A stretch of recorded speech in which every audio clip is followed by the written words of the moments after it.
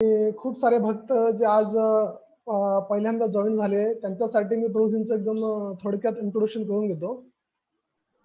कृष्ण भजन प्रभू यांचा जन्म 1981 मध्ये मिरज येथे महाराष्ट्रात एका वारकरी कुटुंबात झाला.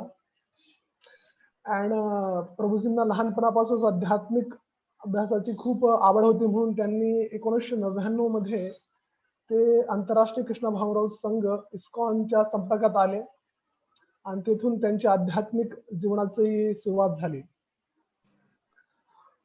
कृष्ण भजन प्रभू यांनी इस्कॉनची जी शास्त्रोक्त पदवी आहे भक्ती शास्त्री ती प्राप्त केलेली आहे. तसेच प्रभूजी हे आमच्या इस्कॉनचं जे हेडक्वार्टर आहे इस्कॉन जुहू मुंबई येथे पब्लिक रिलेशनशिप ऑफिसर म्हणून त्यांची जबाबदारी पार पाडतात. आणि त्याचबरोबर कृष्ण भजन प्रभू हे संपूर्ण इस्कॉनची जी आमची जी परिवार आहे त्या परिवारात एक सुप्रसिद्ध भागवत प्रवक्ते म्हणून प्रसिद्ध आहेत. आणि त्याचबरोबर प्रभूजी पूर्ण भारतातील खूप साऱ्या ज्या नामांकित अशा विद्यापीठ आहेत त्याच्यात ते नेहमी विद्यार्थ्यांना प्रेरित करत असतात भगवद्गीतेचे ज्ञान घेण्यासाठी.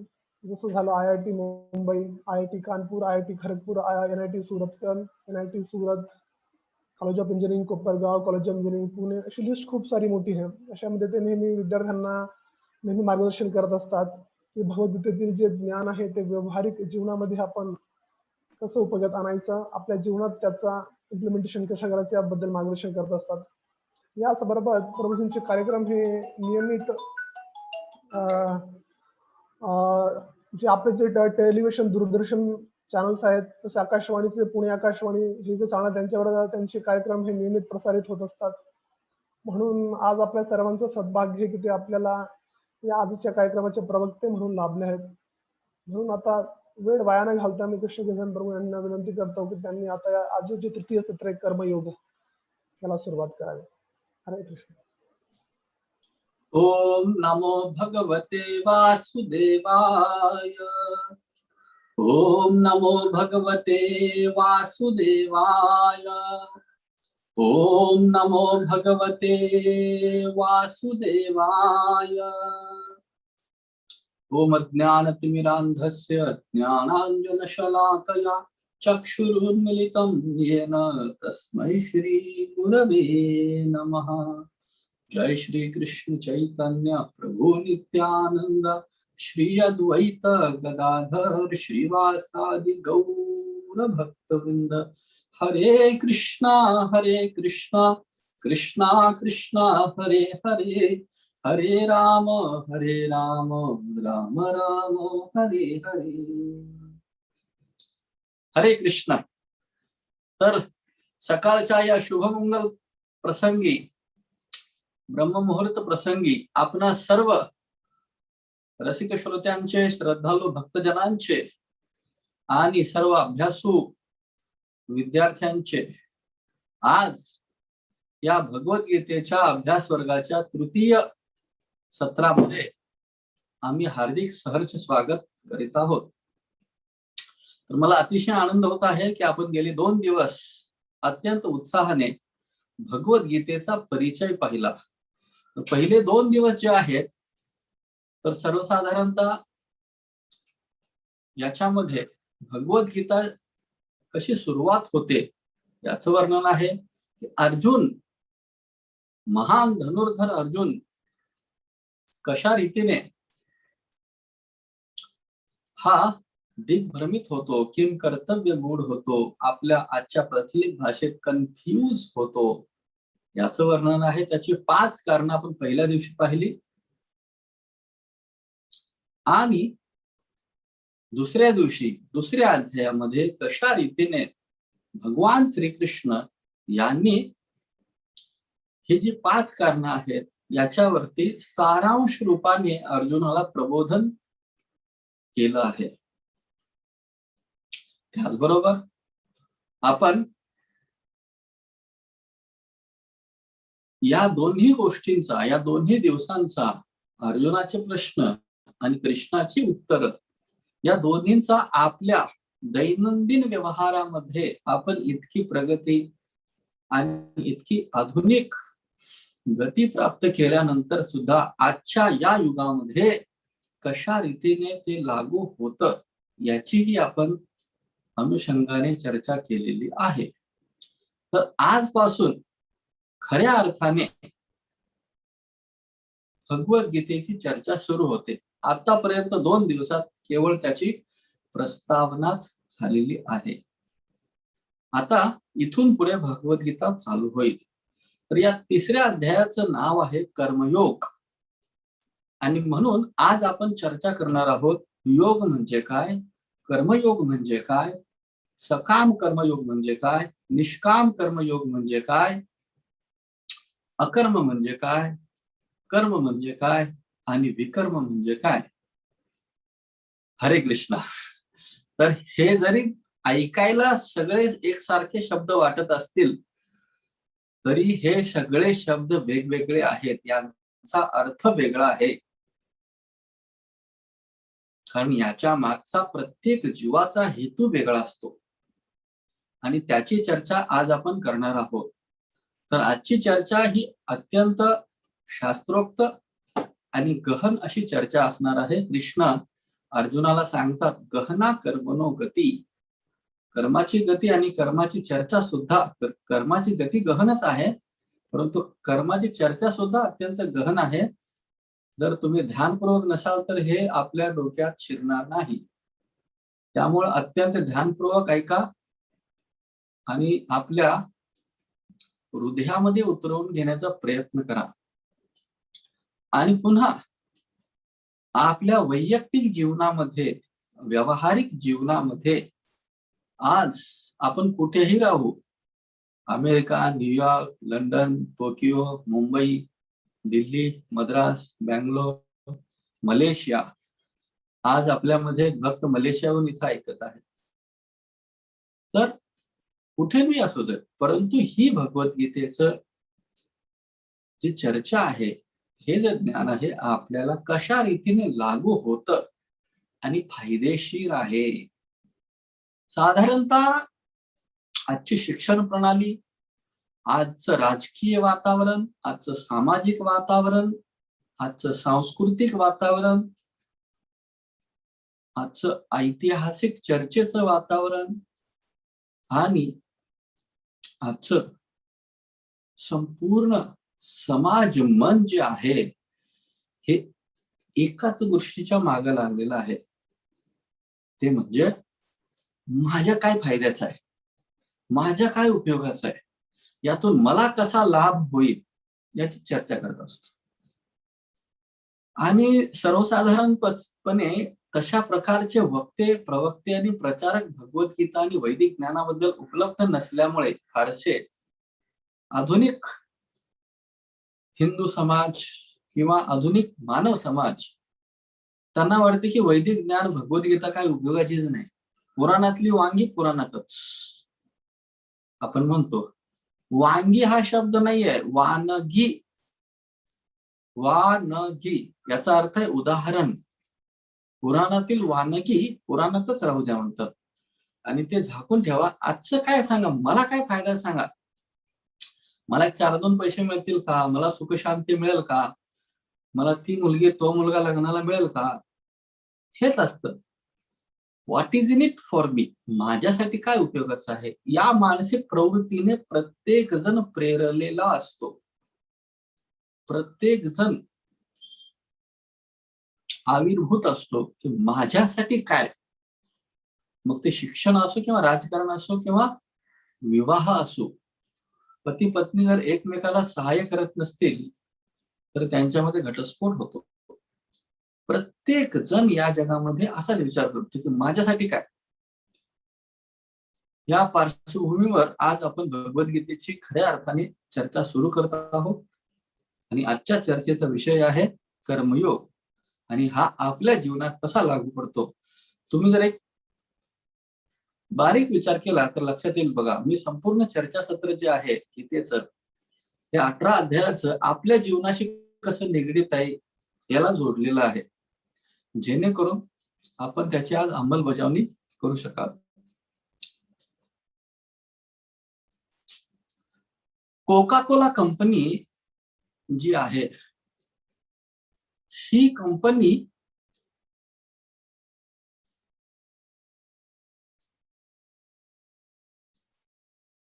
यांनी मिडल ईस्ट मध्ये, अरब देशांमध्ये आपली जाहिरात सुरू केली. त्यांना तिथं ते विकायचं होतं, थंड पेय. त्यांना त्या राज्यांमध्ये Saudi Arabia, Iran, Iraq, Kuwait, Muscat म्हणून त्यांनी जाहिरात चालू केली. मोठे मोठे होर्डिंग आणि बोर्डिंग सगळे चालू केले. आणि मग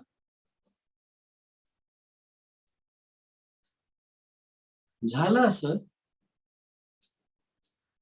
की त्यांनी जो टार्गेट ठेवला होता की वर्षाकाठी आपल्या एवढ्या करोडोंचा धंदा झाला पाहिजे, टर्नओव्हर ज्याला म्हणतात, उलाढाल झाली पाहिजे. परंतु होते उलट. जेवढं काही त्यांनी विचार केलेला असतो बरोबर त्याच्या उलट होतं आणि पूर्णपणे कंपनी डबघाईला जाते.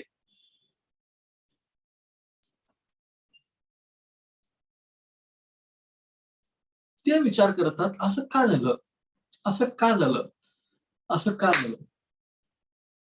मग त्यांच्या लक्षात येतं की इथली लोक जे आहेत ते उलट वाचतात, उजव्या बाजूने वाचतात. आपण डाव्या बाजूने चालू करतो वाचायला प्रत्येक ओळ, तर अरब देशातील लोक जे आहेत ते उजव्या बाजूने चालू करतात वाचन, कारण त्यांची तिकडची भाषा तशी आहे. उर्दू ही उजव्या बाजूने चालू करते आणि आपण डाव्या बाजूने. इंग्रजी पण डाव्या बाजूने चालू होते.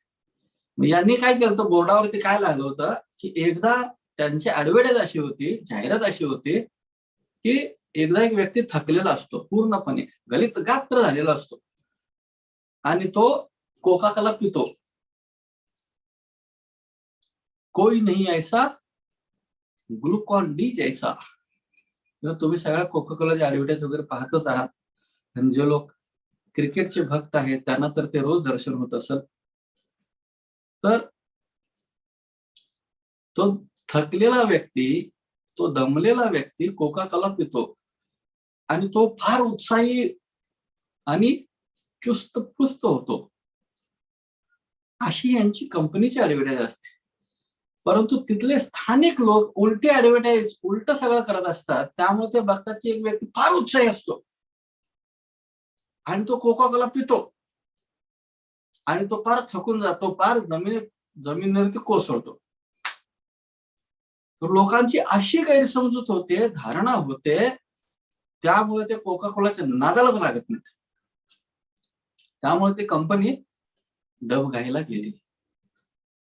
तर हे एवढं उदाहरण का दिलं मी, याच्यासाठी दिलं की कशा रीतीने लोकांची गैरसमजूत होते आणि गैरसमजुतीमुळे किती नुकसान होतं. एकदा एक भक्त त्यांच्या गुरुकडे गेला आणि त्यांना म्हणाला की गुरुदेव, मी एक प्रवचनाचं सत्र तयार केलंय आणि त्याचं नाव आहे गैरसमजुतीचा डोंगर कसा पार करावा. गैरसमजूत बऱ्याच लोकांच्या जीवनात असते. गैरसमजुतीचा डोंगर कसा पार करावा. तर गुरुदेव त्यांचे हसायला लागले आणि म्हणाले, तू ज्या वेळेला गैरसमजुतीचा डोंगर पार करशील ना, त्याच्या पलीकडे गैरसमजुतीचा महासागर तुला दिसेल. तर समज, गैरसमज ह्या फार गोष्टी गहन आहेत आणि अगदी तशी अर्जुनाची गैरसमजूत होते. भगवद्गीतेच्या दुसऱ्या अध्यायाच्या आपण जी काल चर्चा केली त्यातला 49वा श्लोक आहे बघा. कृष्ण सांगतात अर्जुनाला, दूरेन हि वरम कर्म बुद्धी योगा धनंजय बुद्धो शरणम अन्विच्छ कृपणा फल हेतवः. दूरेन हि, हे अर्जुना तू दूर राहा. बुद्धी योगाचा उपयोग करून तू पापकर्मापासून दूर राहा. अशा रीतीने श्रीकृष्ण भगवंत अर्जुनाला दुसऱ्या अध्यायात सांगतात. अर्जुनाचा गैरसमज होतो. बुद्धियोग म्हणजे बुद्धी वापरून, इंटेलिजन्स वापरून तू हे जे हत्याकांड आहे, हे जे युद्ध आहे, याच्यापासून तू दूर राहा असं कृष्ण सांगत आहेत. असा गैरसमज अर्जुनाचा होतो. तुम्ही जर शब्दशः अर्थ घेतला तर अर्जुनाचा गैरसमज बरोबर आहे. बुद्धियोगाचा वापर करून तू दूर हो. परंतु आपण जर नीटपणे भगवद्गीतेचा हा 3रा अध्याय टप्प्याटप्प्याने वाचला, या 3ऱ्या अध्यायामध्ये 5 सेक्शन आहेत, 5 वेगवेगळे टप्पे आहेत, ज्याच्याद्वारे श्रीकृष्ण अर्जुनाला समजावून सांगत आहेत. हे जर आपण सर्व समजू तर अर्जुनाचं कसं गैरसमजूत होते आणि आपली सुद्धा कशी होऊ शकते हे आपल्याला समजून येईल.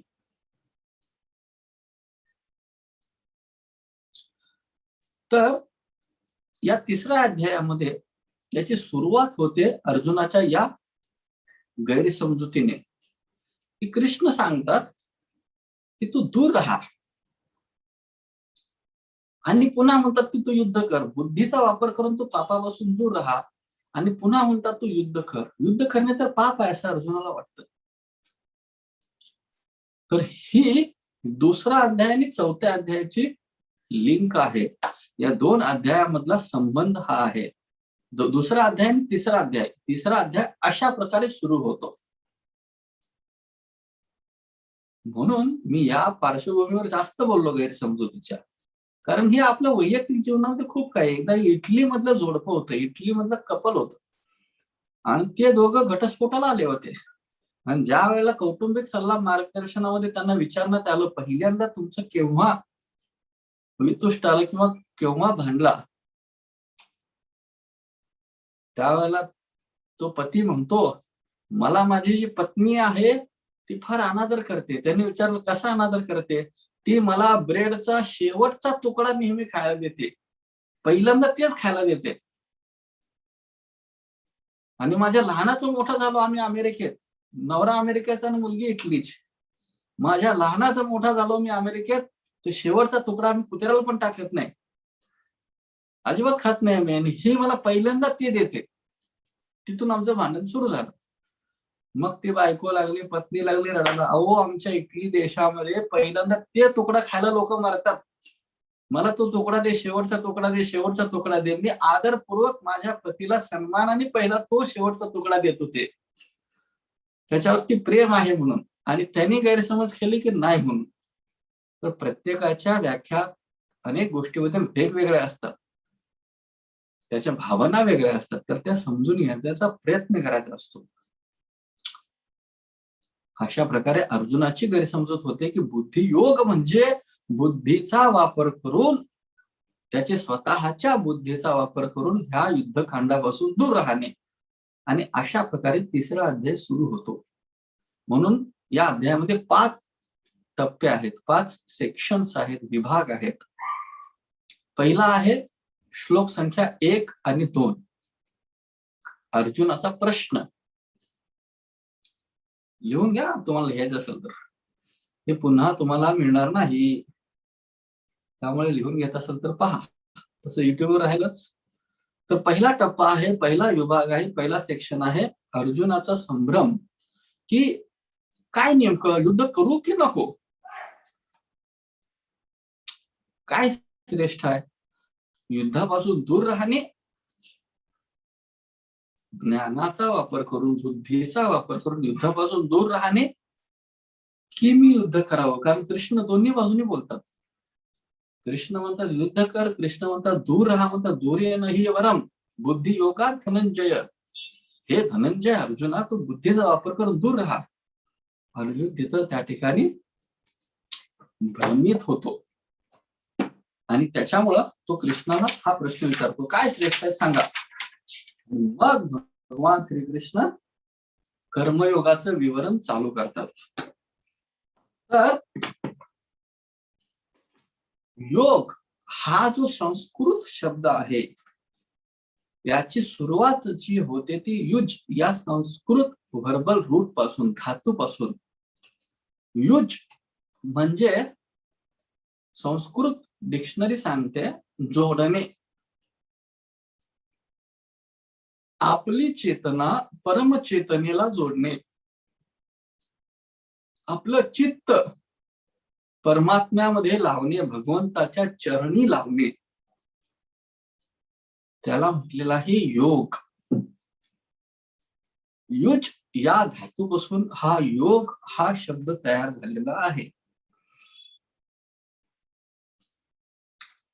आणि त्याची जोडणा वेगवेगळ्या भावनेने प्रेरित झालेल्या लोकांच्या वेगवेगळ्या कर्मांना जोडली गेलेली आहे. कर्म म्हणजे आपल्याला निहित करून दिलेली कर्म, कार्य,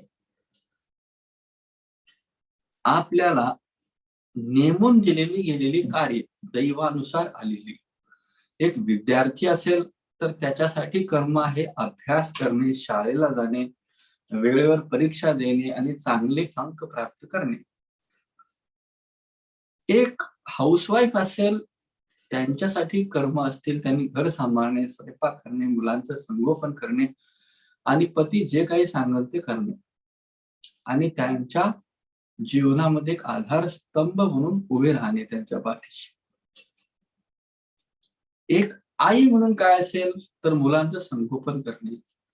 एक घरचा कर्ता पुरुष किंवा मुख्य व्यक्ती म्हणून काय असेल तर पैसा कमावणे आणि सर्व सोयी सुविधा पुरवून त्यांना सर्व प्रकारचं अभयदान देणे. प्रत्येकाचं वेगवेगळं कर्तव्य असतं, वेगवेगळं कर्म असतं. आधुनिक मानव समाजामध्ये सर्रास जो आहे तो समाज केवळ आणि केवळ कर्मामध्ये गुंतलेला आहे. कशा रीतीने मी माझं कर्म करू एवढंच. आणि हे जे कर्म आहे ते कर्मयोग केव्हा बनतं?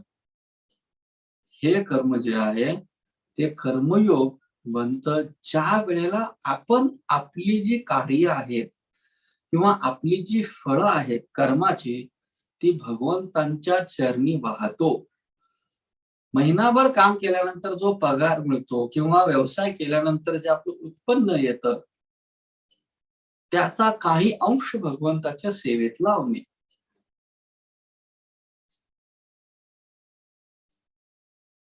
त्याला म्हटलेलं आहे कर्मयोग.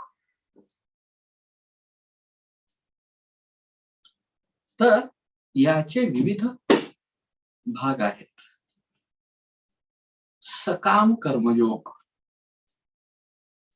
मग आपण काही व्रतवैकल्य करतो, आपण काही पूजा अनुष्ठान करतो, इच्छा ठेवून मला मुलगा व्हावा, माझा धंदा भरभराटीला जावा, याच्यासाठी माझा संसार सुखाचा व्हावा, याच्यासाठी. जसं आपण महाराष्ट्रामध्ये नेहमी ऐकत असाल, श्रीहरीची ही कथा काय घडविते आता, काय घडविते आता, ही ऐका सत्यनारायणाची कथा. उल्कामुक राजा होता महाथोर, तयाची पत्नी होती सुंदर. फार मोठी कथा आहे, तुम्हाला माहिती आहे सर्वांना. आपण दरवर्षी घालती असाल आपापल्या घरी. तर हे जे सकाम कर्मयोग आहे याच्यामध्ये भगवान नारायणाची पूजा आहे. याच्या मागचा उद्देश काय आहे? आपण जे काही पैसा कमवून आणलेला आहे त्यांनी पूजा घालत आहोत, त्यामुळे हा कर्मयोग झाला. आणि सकाम काय? मला मुलगा व्हावा, मला मुलगी व्हावी, हा पती मिळावा, ही पत्नी मिळावी, मला नोकरी मिळावी, माझं घर व्हावं. घर झाल्यावर वास्तुशांतीला तेच घालतात पहिल्यांदा. आणि किंबहुना माझा संसार सुखाचा व्हावा, एक बंगला बने न्यारा वगैरे वगैरे इच्छा झाल्या वगैरे वगैरे या इच्छा झाल्या. याला म्हटलेलं आहे सकाम कर्मयोग. परंतु हे अनुष्ठान भगवान नारायणाशी जोडलं गेलेलं असल्यामुळं हे योगामध्ये जोडलं जात. हे योगामध्ये जोडलं जातं. कर्म सकाम कर्मयोग. एक झालं कर्म, दुसरं झालं कर्मयोग, तिसरं झालं सकाम कर्मयोग. याच्या मागे इच्छा आहे आणि ती इच्छा पूर्ती करण्यासाठी हे लोक भगवंताकडे येतात. त्याच्या पुढचं आहे निष्काम कर्मयोग. निष्काम कर्मयोग. तर हाच निष्काम कर्मयोग जो आहे तो भगवंत 3ऱ्या श्लोकापासून ते 9व्या श्लोकापर्यंत सांगतात. भगवंत हाच निष्काम कर्मयोग 3ऱ्या ते 9व्या श्लोकापर्यंत सांगतात. यज्ञार्थात कर्मण्यत्र लोकोयम कर्म बंधन तदर्थम कर्म कौंतेय मुक्त संग समाचर. कृष्ण 9व्या श्लोकात सांगतात या 3ऱ्या अध्यायाच्या की लोकांना काम हे करावंच लागणार आहे. कर्म हे करावंच लागतं. कर्म हे करावंच लागतं प्रत्येकाला.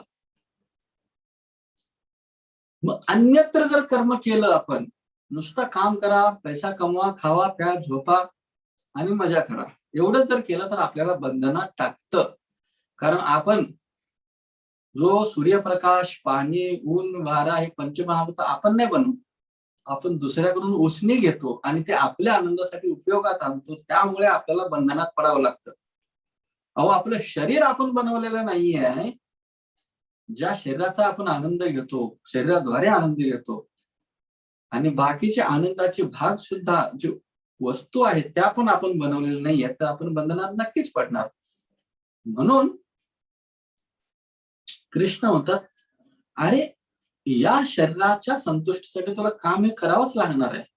परंतु हेच कर्म तू जर यज्ञार्थात म्हणजे भगवान विष्णू नारायण कृष्णासाठी केलंस तर मुक्त संग समाचार, तुला मुक्ती प्राप्त होईल, तो मुक्त होशील कर्मबंधनातून. तर याला म्हटलेलं आहे निष्काम कर्मयोग. फरक काय निष्काम कर्मयोग आणि सकाम कर्मयोगामध्ये? सकाम कर्मयोगामध्ये इच्छा असते की मला हे प्राप्त व्हावं, मला ते प्राप्त. आपण जसं जातो ना भगवंताकडे, मंदिरात गेलो का भली मोठी लिस्टच असते आपली, भगवंत हे द्या, ते द्या, ते द्या, ते द्या, ते द्या, ते द्या, ते द्या, ते द्या, ते द्या. आपण ज्यावेळी मंदिरात जातो, काही दानधर्म केला, 100 रुपये, 500 रुपये, 1000 रुपये, काही ब्राह्मण सेवा केली, काही केलं, ए माझं नाव अनाऊन्स करा रे माईकवर, लाऊड स्पीकरवर, सगळ्यांना कळवा, त्या फरशीवर लिहा, त्या भिंतीवर लिहा, त्या फळ्यावर लिहा, त्या बॅनरवर लिहा, मी दिला ह्यो जो वॉटर कूलर आहे किंवा तुम्हाला सांगतो हे जो फिल्टर आहे तो मी दिला. माझ्या आज्याने पंजाचं नाव बी घालतात, 7-8 पिढ्याचं नाव घालून टाकतात. परंतु आपल्या काय इच्छा ते लोकांना सांगत नाहीत. भली मोठी त्याच्यापेक्षा मोठी लिस्ट असते ना, हळूच मनातल्या मनात देवा सांगतात, भगवंत मला हे पाहिजे, मला ते पाहिजे, माझी बायको माझ्याशी भांडू नये, माझा मुलगा अभ्यास करावा, हे करावं, ते करावं, ते करावं, ते करावं, आमचे शेजारी ते 2 फूट आत आला त्याला 5 फूट बाहेर घालवा. हे सगळे लिस्ट घेऊन येतो आपण. हे मोठ्याने सांगत नाही माईकवर, पण आपण जे काही हे केलेलं असतं त्याला म्हटलं सकाम कर्म. आणि निष्काम मध्ये काय असतं? भगवंत तुम्ही द्या अथवा न द्या, मला तुम्ही काही द्या अथवा न द्या, पण मी माझं कर्म करत आहे. तुमची इच्छा असली तर मला पास करा परीक्षेत अथवा नापास करा, पण मी माझं अभ्यासाचं कर्म करणार आहे, जी तुमची इच्छा आहे ते. त्याला म्हणलेलं निष्काम कर्मयोग. याचं वर्णन कृष्ण या अध्यायाच्या 3ऱ्या श्लोकापासून ते 9व्या श्लोकापर्यंत करतायत. हा झाला दुसरा सेक्शन, दुसरा टप्पा. पहिला टप्पा आहे अर्जुनाचे प्रश्न, दुसरा टप्पा आहे, दुसरा विभाग आहे निष्काम कर्मयोग. तिसरा विभाग आहे 10 ते 16 ह्या श्लोकामध्ये कर्मकांडापासून कर्मयोगापर्यंत कसे आहे. कर्मकांड हे वेगळंच आहे. कर्म वेगळं, कर्मयोग वेगळा, सकाम कर्मयोग वेगळं, निष्काम कर्मयोग वेगळं. आता आलं कर्मकांड. कर्मकांड म्हणजे भले मोठे मोठे यज्ञ हवन करणे, भले मोठे मोठे व्रत वैकल्य करणे, मोठ्या प्रमाणात करणे. कशासाठी? सुख भोगण्यासाठी. सुख भोगण्यासाठी. हे असं केल्यामुळं इतके इतके सोमवार, इतके गुरुवार, इतके रविवार, इतके शुक्रवार केल्यानंतर मला हे मिळेल, मला ते मिळेल, मला ते मिळेल, मला वाटेल तसा पती मिळेल, पत्नी मिळेल, किंवा मला घडा सापडेल सोन्याचा, त्याला म्हणलेलं आहे कर्मकांड. त्याच्यासाठी सगळं अनुष्ठान करणे, भले मोठे मोठे यज्ञ याग करणे, हे आहे कर्मकांड. तर कृष्ण अर्जुनाला सांगतात की तू कर्मकांड म्हणून तरी युद्ध कर.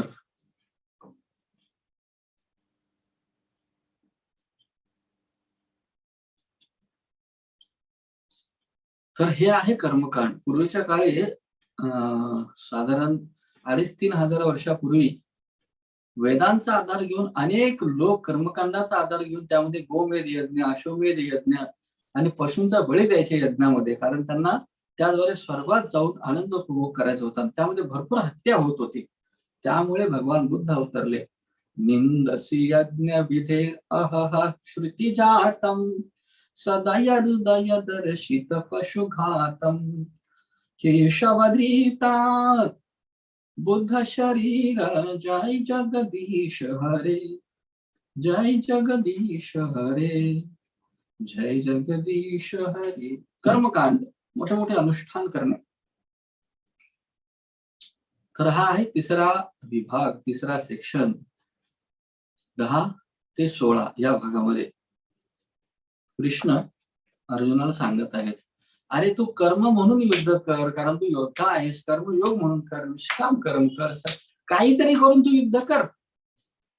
पण याच्यातला मी डिफेक्ट, त्याच्यातला दोष मी तुम्हाला उजागर करत आहे, सांगत आहे.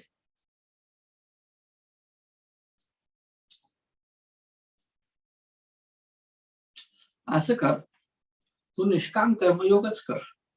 श्लोक संख्या 17 ते 35 याच्यामध्ये कृष्ण सांगत आहेत की निष्काम कर्मयोग हा चांगला, कारण याच्यामध्ये लोकांच्या समोर एक चांगला आदर्श प्रस्थापित होतो.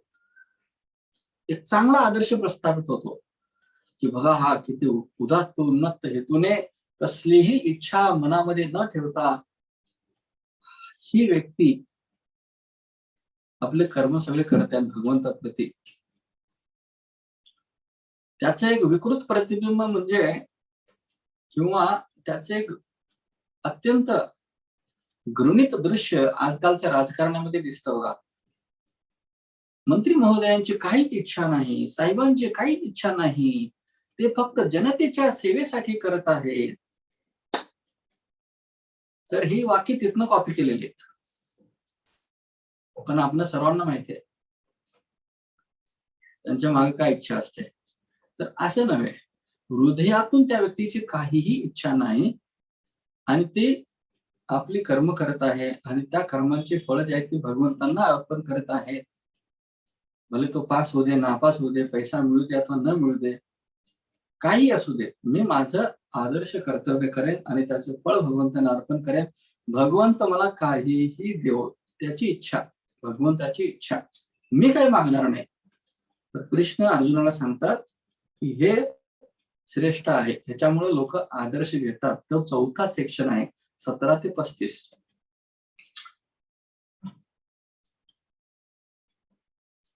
यद यद आचरति श्रेष्ठस्तत्तद् एवेतरोचन स यत् प्रमाणं कुरुते लोकस्तत् अनुवर्तते. हे अर्जुना, जर तू स्वतः इतका मोठा योद्धा, धनुर्धर, गांडीवधनी, कुंती पुत्र अर्जुन जर युद्ध केला नाही आणि त्याने सोडून दिला, तू युद्धाच्या परिणामाचा विचारच करू नको. तू जिंकला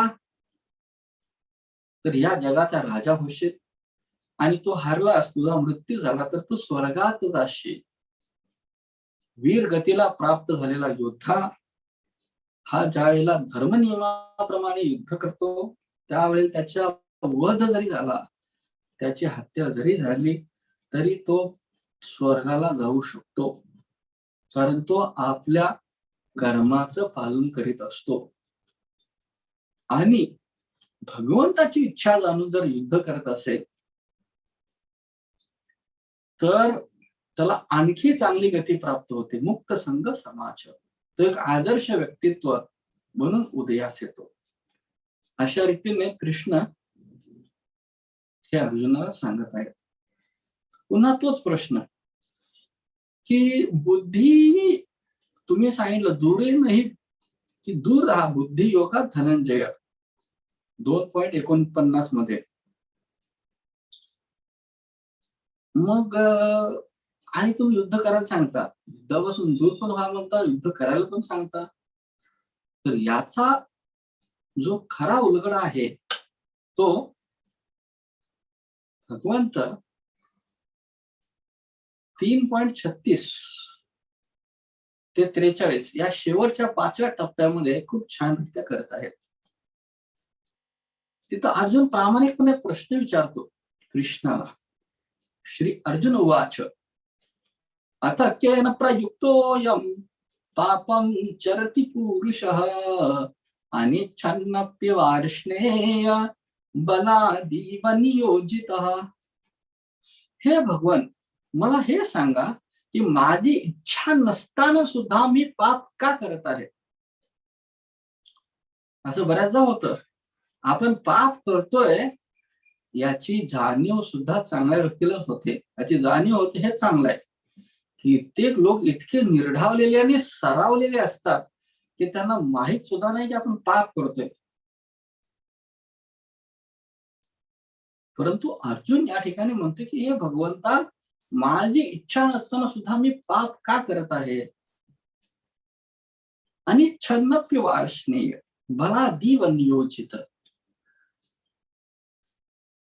जबरदस्ती मला त्या पापामध्ये गुंतवलं जाते असं मला कधी कधी वाटतंय. आणि कदाचित आपणासारख्या सर्व सज्जन पुण्यवान लोकांना हा अनुभव असेल. आपण सर्वजण इतक्या प्रातःकालीन भगवद्गीता ऐकायला आले म्हणजे तुम्ही सज्जनच आहात. ते आपण बघू, पुढच्या अध्यायामध्ये येईल तुमच्याबद्दल एक व्याख्या, ते आपण पाहू उद्या परवा वगैरे. तर आपणासारख्या लोकांना हा अनुभव असेल, इच्छा नसते बऱ्याचदा पाप करायची, परंतु तरी सुद्धा आपल्याकडून पाप हे घडतच.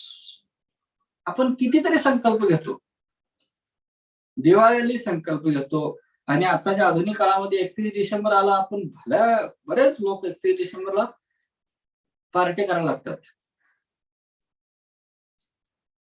आणि 1 जानेवारीला संकल्प घेतात की मी इथून पुढे असं करेन, आई वडिलांना त्रास देणार नाही, मी अभ्यास करेन, मी घरातली कामं करेन, मी बाहेर जास्त फिरणार नाही, मी घरी लवकर येईन, असे अनेक संकल्प करतो. परंतु ते संकल्प जातात किती दिवस? 1 दिवस, 2 दिवस, 3 दिवस, 8 दिवस, 9 दिवस, पुन्हा ढेपाळतो, आपला संकल्प बाळगळतो. फार पूर्वी हरेकृष्ण संस्थांमध्ये यायच्या अगोदर माझे एक मित्र होते लहानपणीचे, आणि त्यांचे वडील लहानपणीच वारले होते, ते लहान असताना. आणि तो मित्र तेव्हापासूनच नशेच्या आहारी गेला होता. तो 7-8 वर्षाचा असेल तेव्हापासून तो दारू प्यायचा, त्या वयापासून. आणि ज्यावेळेस तो माझ्या संपर्कात यायला, त्याला माझा सहवास फार आवडायचा. त्याला मी म्हणालो की तू माझ्या संगतीत राहायचं असेल तर तू ही दारू सोडायला हवी, नशा करायची नाही. मग त्याने काय केलं, एक 31 डिसेंबरची पार्टी केली आणि खूप दारू पेली. आणि मला म्हणाला, उद्यापासून 1 जानेवारीच्या शुभ मुहूर्तावर मी अजिबात दारूला हात लावणार नाही. मी दारू सोडली.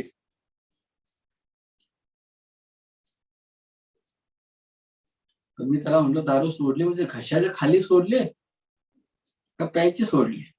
नाही नाही, मी खरीच सोडली दारू. 1 दिवस गेला, 1 जानेवारी गेली, 2 जानेवारी गेली, 3 जानेवारी गेली, 4थ्या जानेवारीला तो दारू पिऊन परत आला. मी त्याला विचारलं, तू दारू का पिलास पुन्हा? तो म्हटला, माझ्या अखंड आयुष्यात मी 3 दिवस कधीही दारू सोडली नव्हती. म्हणलं, पूर्वी मी दारू प्यायचो दुःखामध्ये असताना, आणि आता मला आनंद इतका झाला दारू सोडल्याचा, त्या आनंदापोटी मी दारू पित आहे. विठ्ठला विठ्ठला विठ्ठला. तर आपण संकल्प घेतो नशा करायचा नाही किंवा चुकीच्या गोष्टी करायचं नाही, जुगार खेळायचं नाही, परंतु तो संकल्प फार दिवस टिकत नाही, आपण ढेपाळतो. असं का? हे अर्जुन प्रश्न विचारत आहे. अर्जुन संकल्प घेतो जर वेळेला, पण म्हणतो की माझा संकल्प टिकत का नाही. मी बरेच चांगले निर्णय घेतो पण फेल होतो. आता केन प्रयुक्तोयम पापम चरति पुरुषः आणि चन्नप्यवार्ष्णेय बलाधीव नियोजित. हे कशामुळे होतं भगवंता. तर या ठिकाणी या तिसऱ्या अध्यायाचं खरं उत्तर मिळायला चालू होतं इथून पुढे. तर भगवंत उत्तर देतात. श्री भगवान वाच कामयेश क्रोधयेश रजोगुण समुद्भवः अनिच्छन्न रजोगुण समुद्भव महाशनो महापाप्मा विद्धियेनम इह वैरिणम. हे अर्जुना, ही कामवासना आहे जी रजोगुणातून उत्पन्न झालेली आहे. त्याच्यामुळं पाप करण्याची प्रवृत्ती निर्माण होते. कितीही चांगला आपण निर्णय घेऊ, 1-2 दिवस पालन करू, पण नंतर फेल का होतो, आपण अपयशी का होतो. कारण ह्या रजोगुणाचा संग केल्यामुळे कामवासना जी निर्माण होते याच्यामुळं. आता आपण सर्वजण घाबरून जाऊ नका, कारण कामवासना हा शब्द मी वापरला म्हणून. तर कामवासना याचा केवळ अर्थ एवढाच नाही की मैथून करण्याची इच्छा, असं नव्हे. चैतन्य चरितामृत एक महान ग्रंथ आहे, श्री चैतन्य महाप्रभूंचे जीवन चरित्र. त्यामध्ये ग्रंथाचे महालेखक कृष्णदास कविराज गोस्वामी सांगत आहेत की आत्मेंद्रिय प्रीतिवांच्या तारबले काम, कृष्णेंद्रिय प्रीतिवांच्या धरे प्रेमनाम. कृष्णाची इच्छा सोडून स्वतःच्या आनंदासाठी केलेली प्रत्येक इच्छा ही कामवासना असते. मग ते स्त्री पुरुष संघ असेल, पैसा असेल, मानप्रतिष्ठा असेल, शारीरिक संपर्क हा स्थूल कामवासनेचा प्रकार आहे. आणि लोकांनी मला चांगलं म्हणावं, मी किती मोठा प्रतिष्ठित व्यक्ती आहे बघा, माझ्यासारखं सुंदर प्रवचन कोणीही देत नाही, माझ्यासारखा स्वयंपाक कोण करत नाही, माझ्यासारखं कुटुंब पालन कोण करत नाही, माझ्या एवढा पैसा कुणाकडे नाही, माझ्या एवढा कर्तबगार कुणी नाही, आणि माझ्या एवढी सौंदर्यवती कुणीच नाही. हे पण कामवासनेमध्ये गणलं जातं. आणि लोकांनी मला इगो आला, त्यामध्ये स्वतःची आत्मइच्छा आली. कृष्ण राहिलाच बाजूला. काही लोक धर्म आणि धार्मिक अनुष्ठान करतात, याच्यामध्ये स्वतःचा स्टेंभा मिरवित असतात. मी किती मोठा धार्मिक आहे बघा, ही पण कामवासनाच आहे. आणि कृष्ण पुढे सांगतात की ही जी वासना आहे ती कुठं कुठं राहते, आपल्या मनामध्ये, आपल्या बुद्धीमध्ये याची निवासस्थान आहेत. याची निवासस्थान आपल्या मनामध्ये, बुद्धीमध्ये, इंद्रियांमध्ये आहेत. म्हणून कृष्ण शेवटी अर्जुनाला सांगतात तिसऱ्या अध्यायाच्या की जही शत्रू महाबाहो काम रूपम दुरासदम. हे अर्जुन, महाबाहू म्हणजे शक्तिशाली, तू सर्व शत्रूंवरती विजय मिळवण्यासाठी अत्यंत प्रसिद्ध आहेस. परंतु हा जो अंतरंगातील शत्रू आहे, काम वासना, स्वतः मोठा होऊन आनंद उपभोगण्याचा जो भाव आहे, हा तुझा शत्रू आहे. आणि या शत्रूला तू विजय प्राप्त कर. का?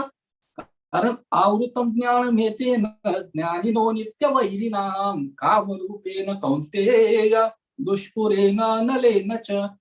हे कुंती पुत्र अर्जुना, मोठ्या मोठ्या ज्ञानी लोकांचं ज्ञान सुद्धा आवरण करून घेतलं जातं या कामवासनेमुळे. म्हणून तू याच्यावरती विजय प्राप्त कर.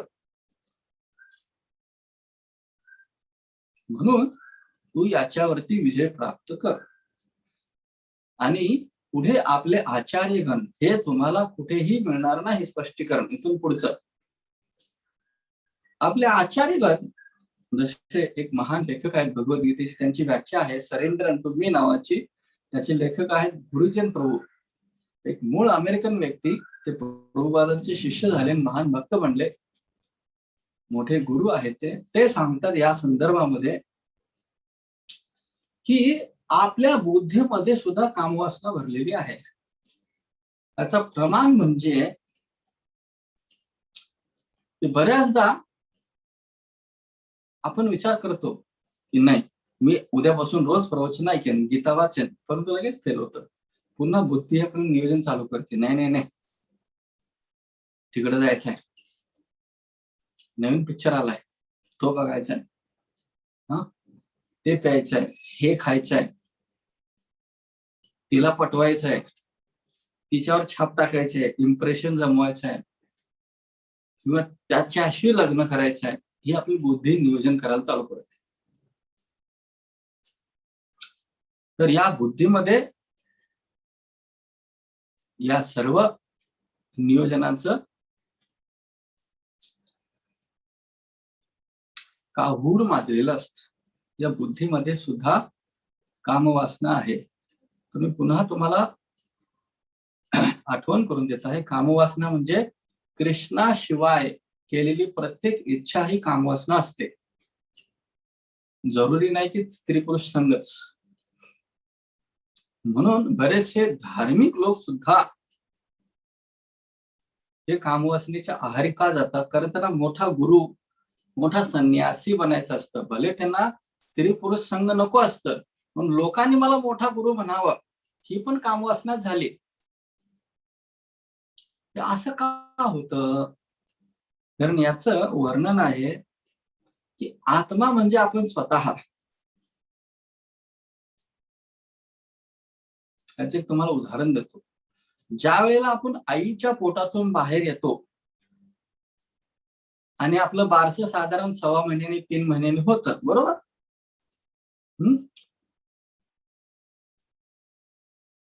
आपलं बारसं जे साधारण 6 महिन्यांनी 3 महिन्यांनी होतं. तर माझा प्रश्न आहे, कुणाला बरे, कुणाला विचारू मी? अनम्यूट करा बरं का. लता माताजी, लता चौधरी, माझा प्रश्न आहे तुम्हाला सर्वांनाच आहे, तुम्ही उत्तर द्या एकटे, की तुमचं नाव लता कधी ठेवलं? बारशात, बरोबर? तुमचं नाव लता कधी ठेवलं? नामकरण झाल्यावर, बरोबर? पाळण्यात. अनम्यूट करा. बरोबर, नामकरण झाल्यावर, करेक्ट. आईच्या पोटातून आल्यानंतर पाळण्यात नामकरण होईपर्यंत तुम्ही कोण होता? आठवत नाही काही. आठवत नाही, कुणालाच आठवत नाही. सोडा, मला पण आठवत नाही. आपण काय असतो आईच्या पोटातून आल्यानंतर नामकरण होईपर्यंत? नामकरण तर नंतर झालं, महिन्यानी, 3 महिन्यांनी, 6 महिन्यांनी, ज्या वेळेला आई वडिलांना वेळ 12 दिवसांनी, त्यावेळेला झालं नामकरण, बरोबर? मग मधला कालखंड आपण कोण आहे? बाळ. बाळ आहे. ऍक्च्युली हे जे नामकरण होतं, आपण म्हणजे लता नाही, आपण म्हणजे पल्लवी नाही, आपण म्हणजे राजेंद्र नाही, आपण म्हणजे अमुक नाही, तमका नाही. आपण म्हणजे हे जे शरीराला दिलेलं नाव आहे, म्यूट करा, हे जे दिलेलं नाव आहे हे शरीराला दिलेलं नाव आहे. आत्मा तर वेगळंच आहे. हरे कृष्ण प्रभूजी, भ्रूण, आपण भ्रूण असतो. बंद करा, म्यूट करा सर्वांना. तर जीव असतो, जीव, जीव, जीव. आपण जीवात्मा आहोत. जीवात्मा. आपण जीवात्मा आहोत आणि याच्या भोवती बुद्धी जी आहे ती बॉडीगार्ड म्हणून काम करत असते. आत्म्याचा बॉडीगार्ड असते बुद्धी, आणि इंद्रिय तृप्तीचं साधन असतं मन. मेरा मन. मन ज्या वेळेला एखाद्या वस्तूकडे आकर्षित होतं, है की नाही, त्या वेळेला आपण वेड्यासारखं करतो. दिल तो पागल है, दिल दीवाना है की नाही? आठवते सगळं? मन जे आहे हे इंद्रिय तृप्तीकडे आकर्षित करतं आपल्याला. परंतु बुद्धीचं कार्य आहे, हे आपलं अंगरक्षक आहे आत्म्याचं. हे ते चांगलं नाही. आपल्या डोक्यात येतं ना, एखाद्या समजा चुकीच्या गोष्टीकडे आपण आकर्षित व्हायला, नाही नाही हे पाप आहे, हे करू नये, ते करू नये, दुसऱ्याचे पैसे चोरू नयेत, हे चांगलं नाही. पण नाही, मन ऐकत नाही. परंतु बुद्धी आणि मनाचं युद्ध चालूच राहतं आणि कालांतराने मन जिंकतं. कारण बुद्धीमध्ये सुद्धा कामवासना भरलेली आहे. मग ते बुद्धी नियोजन करायला लागते. कशी चोरी करायची, कशी बँकेवर दरोडा घालायची, कसं हॅक करायचं, बुद्धी नियोजन करायला लागते. तर समस्या अशी गंभीर निर्माण होते की जो बॉडीगार्ड आहे त्या आत्म्याचं रक्षण करण्याच्या ऐवजी बॉडीगार्ड शत्रूला जाऊन भेटतो. जर अंगरक्षक शत्रूला जाऊन भेटल आणि त्याच्या नियमानुसार काय करत हे भारतीय लोकांना चांगल्या रीतीने अनुभव आहे. 1984 साली तत्कालीन पंतप्रधान इंदिरा गांधींची हत्या त्यांच्या अंगरक्षकानेच केली होती. समस्या तेवढी गंभीर आहे त्याच्याहूनही जास्त आहे. जर आपला बॉडीगार्ड आपल्या विरोधात काम करायला लागला, आपल्याला मारण्यासाठी प्रयत्न करायला लागला, तर आपण कदापिही सुरक्षित नाही. तर आपली बुद्धी जी आहे ती कामवासनेने बरबटलेली आहे. आपली बुद्धी जी आहे ती कामवासनेने बरबटलेली आहे. कधीपासून? अनादी काळापासून. आताच नाही, अनादी काळापासून आपली बुद्धी जी आहे ती कामवासनेने बरबटलेली आहे. त्यामुळे आपण एक संकल्प घेतो. कधी साधू संघामध्ये मंदिरात आलो, सत्संगात आलो, एखाद्या पवित्र सणावाराला आपण संकल्प घेतो, परंतु तो संकल्प या आपल्या अंगरक्षकामुळे फेल होतो. 2 दिवस चांगलं काम करतो, तिसऱ्या दिवशी फेल. जी व्यक्ती आपल्याला सपोर्ट करायला पाहिजे, जी व्यक्ती आपल्याला सहाय्य करायला पाहिजे, ती व्यक्ती आपल्या विरोधात काम करते आणि आपली त्या ठिकाणी निर्मम आपल्या विचारांची हत्या होते. आणि मग आपण काय होतो? अपयशी होतो. आणि त्या अपयशाचं पातक इतकं मोठं, आपल्याला गिल्ट फील व्हायला लागतं, आपल्याला दोषी वाटायला लागतं.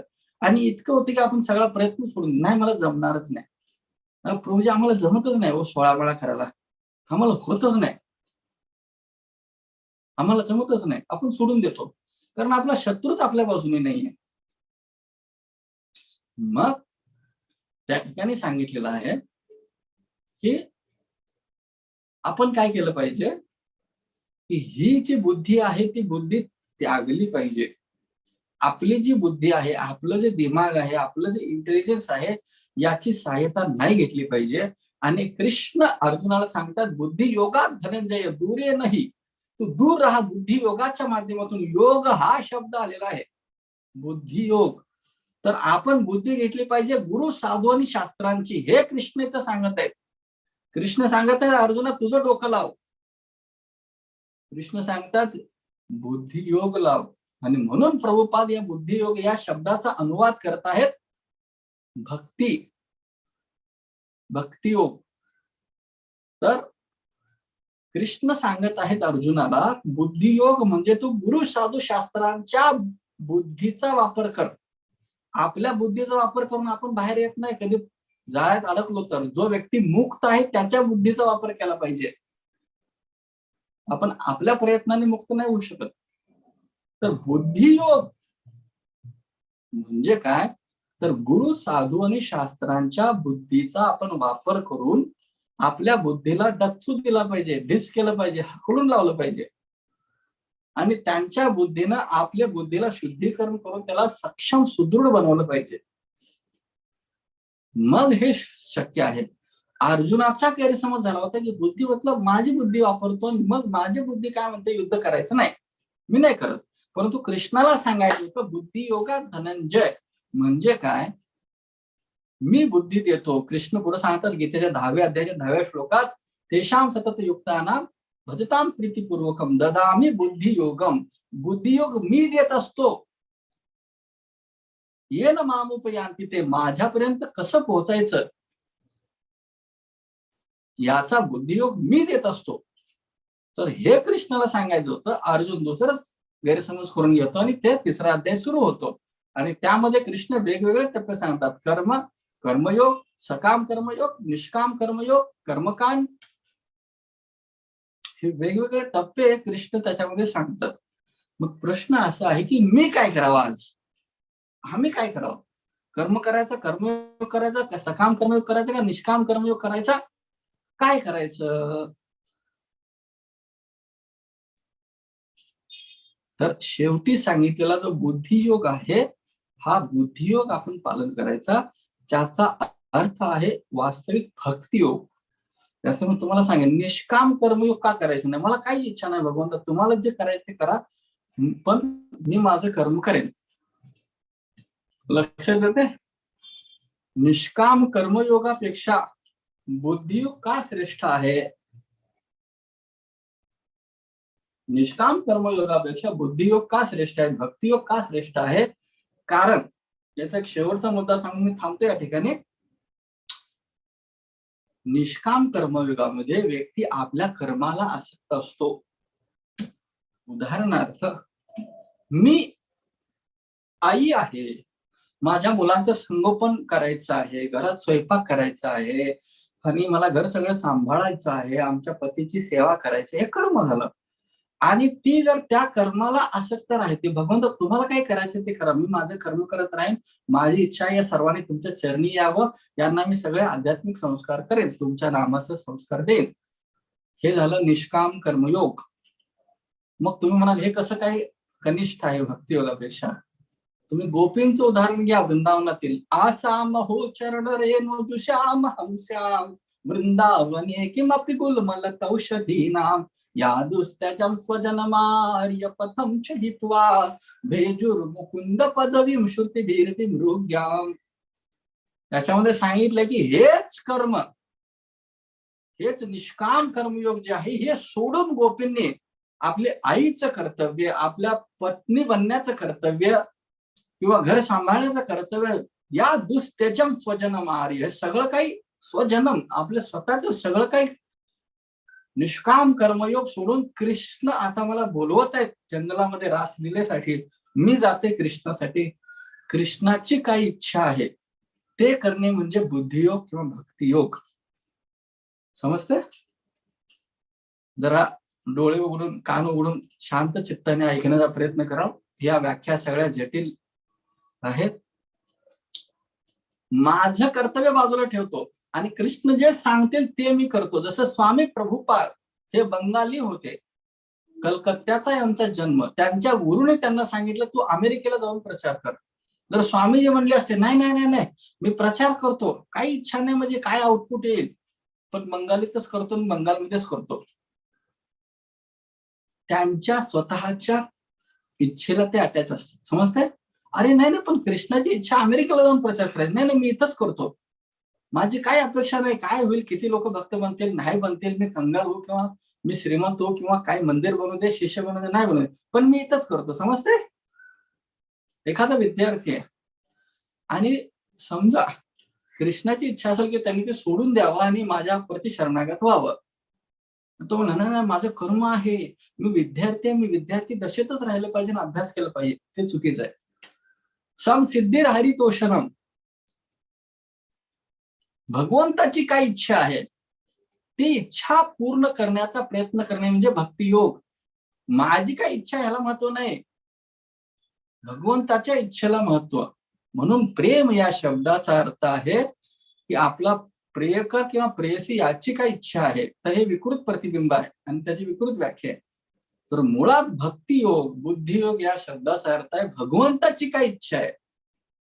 म्हणून सगळे योग सांगितल्यानंतर श्रीकृष्ण अर्जुनाला सांगतात की तू बुद्धियोगाच्या आधारे युद्ध कर. कारण कृष्णाची इच्छा होती अर्जुनाने युद्ध करावं, बस. योगायोग झाला की अर्जुन योद्धा होता. जर कृष्ण म्हणले असते तू संन्यास घे तर ते श्रेष्ठ आहे. कृष्ण काय इच्छा करतात ते जास्त महत्वाचं. आपण काय वाटतं, मला काय वाटतं, प्रभूजी जप केलं फार बरं वाटतं, अरे तुला काय वाटतं जाऊ दे खड्ड्यात, कृष्णाला काय वाटतं बघा, भगवंतांना काय वाटतं, हे आहे भगवद्गीतेचं सर्वोच्च अंडरस्टँडिंग. भगवंतांना काय इच्छा आहे, हरी इच्छा समसिद्धिर हरितोषणम, भगवंत प्रसन्न झाले पाहिजेत, याला म्हणलेलं शुद्ध भक्ती, याला म्हणलेलं भक्तियोग. आणि याच्याच माध्यमाने आपण आपल्या बुद्धीवरती, मनावरती, इंद्रियावरती विजय प्राप्त करू शकतो. आणि मग भगवंत आता जर दिसत नाहीत, बोलत नाहीत, काय नाही, आम्हाला कसं कळणार भगवंताची इच्छा काय आहे ते? हा, मी राजेंद्र कोंबडे, कोंबडेच काय आडनाव आहे, हा, तर मला कसं कळणार भगवंताची काय इच्छा आहे ते? तर त्यासाठी आपल्याला गुरु, साधू आणि शास्त्र यांचं मार्गदर्शन घ्यावं लागतं.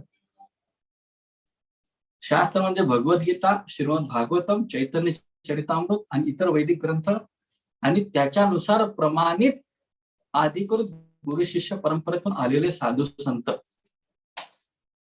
कोणीही तथाकथित व्यक्तीला आपण गुरु म्हणून स्वीकार करू शकत नाही.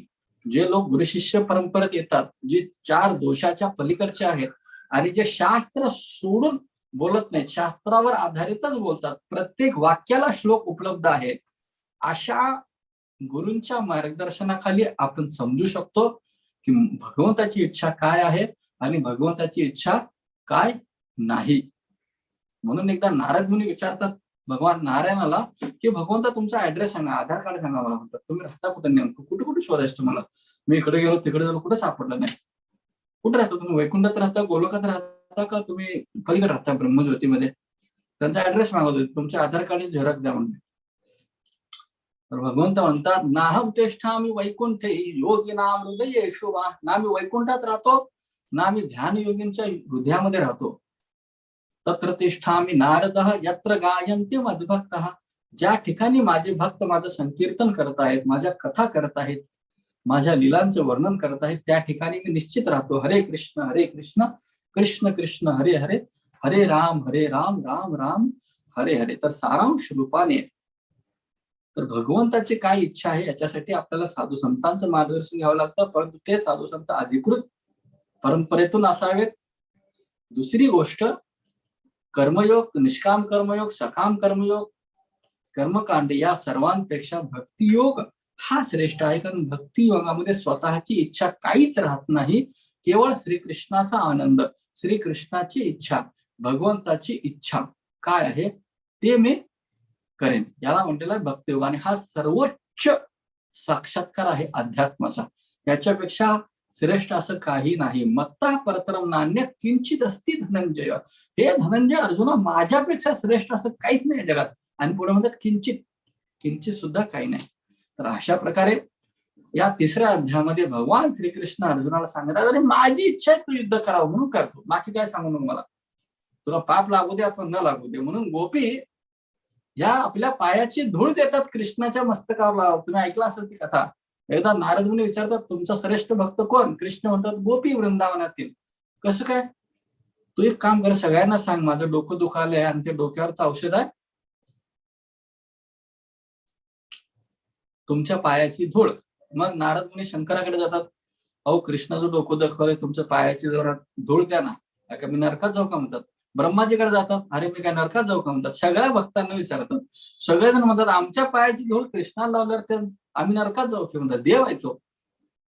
गोपीकडे येतात, त्या गोपी म्हणतात काय झालंय, कृष्णाचं डोकं दुखालंय, काय पाहिजे, आमची धूळ. ते सगळ्या म्हणून देतात, सगळी धूळ एका ओढणीमध्ये बांधून देतात. ते घेऊन जाऊन कृष्णाला म्हणतात. नारद मुनी म्हणतात अहो तुम्ही नरकात जाणार की? त्याला राधाराणी म्हणते की ही धूळ कृष्णाच्या मस्तकाला लावल्यावर जर कृष्णाला 1 सेकंदाचा रिलीफ मिळेल, कृष्ण 1 सेकंद जरी प्रसन्न झाले तरी मी कायमस्वरूपी नरकात जायला तयार आहे. ह्याला म्हणलेला बुद्धियोग, ह्याला म्हणलेला भक्तियोग, ह्याला म्हणलेला भक्तियोग. हा सर्वश्रेष्ठ आहे, भगवंतासाठी सर्वस्व. म्हणून ब्रजवासी हे सर्वश्रेष्ठ भक्त मानले जातात. तर अशा प्रकारे आपण हा जो 3रा अध्याय आहे ते 5 विभागामध्ये चर्चा केली. पहिला विभाग आहे श्लोक संख्या 1 ते 2 अर्जुनाचे प्रश्न. दुसरा विभाग आहे 3 ते 9 निष्काम कर्मयोग. तिसरा विभाग आहे कर्मकांड. आणि तिसरा विभाग आहे श्लोक संख्या 10 ते 16 आणि चौथा विभाग आहे 17 ते 35 निष्काम कर्म पुन्हा एकदा. आणि 5वा विभाग आहे आपल्या स्वतःच्या वांछांपासून, वासनांपासून कसं मुक्त व्हावं, याविषयी आपण चर्चा केली. धन्यवाद. हरे कृष्ण.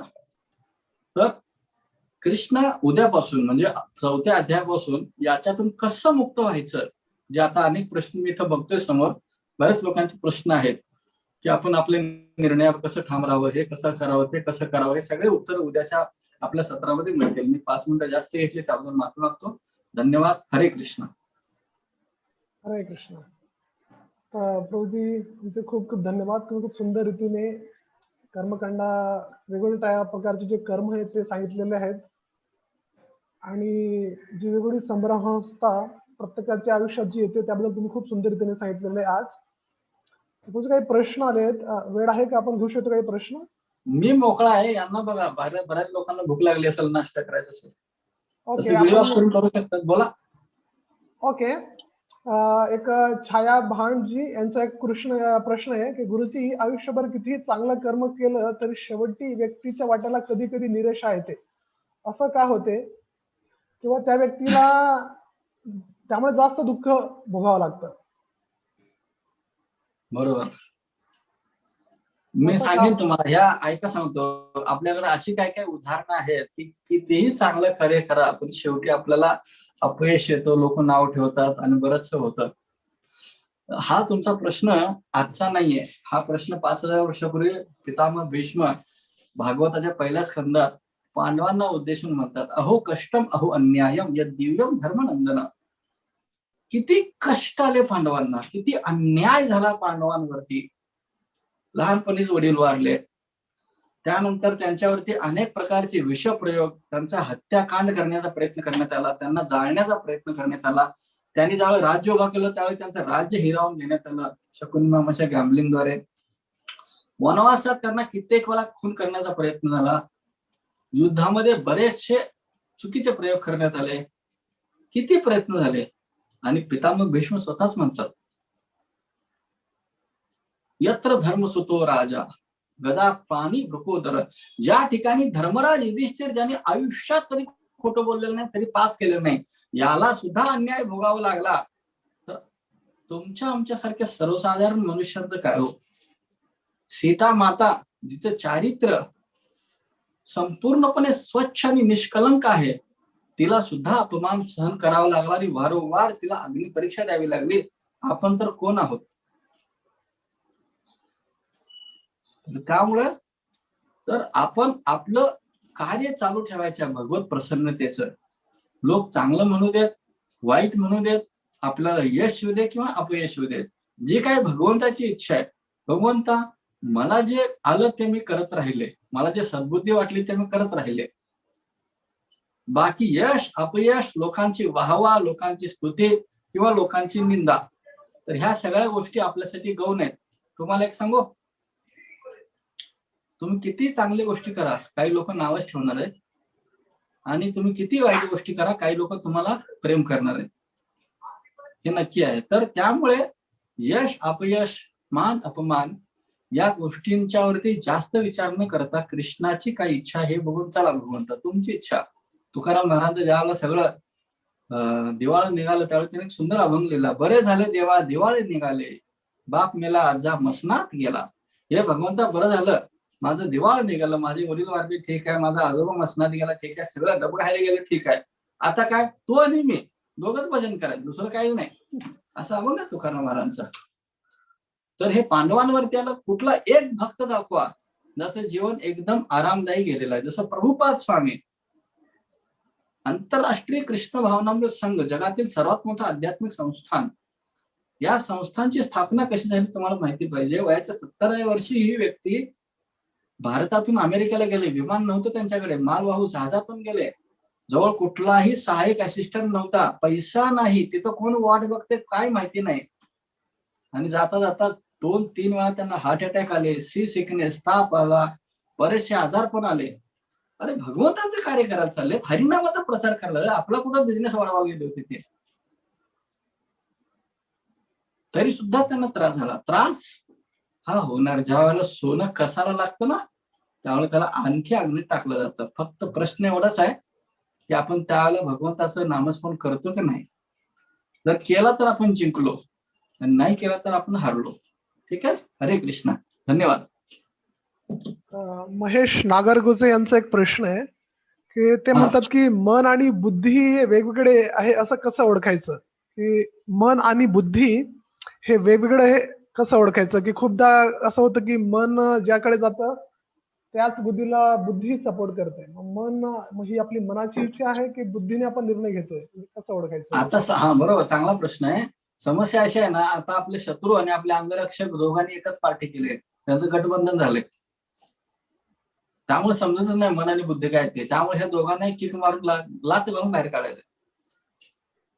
अगदी ग्रामीण मराठी भाषेत बोलतो, प्रचलित भाषेत बोलतो, या दोघांच्याही कमरेत लात घालून आपण त्यांना लांब करायचं. मग काय करायचंय, आपल्याला जे गुरुजन सांगत आहेत, आचार्य सांगत आहेत, त्यांचे प्रतिनिधी सांगत आहेत तेच करायचं.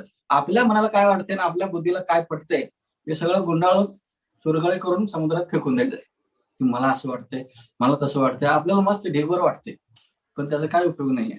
कारण आता सध्या हे दोन्ही आपले शत्रू म्हणून कार्य करत आहेत.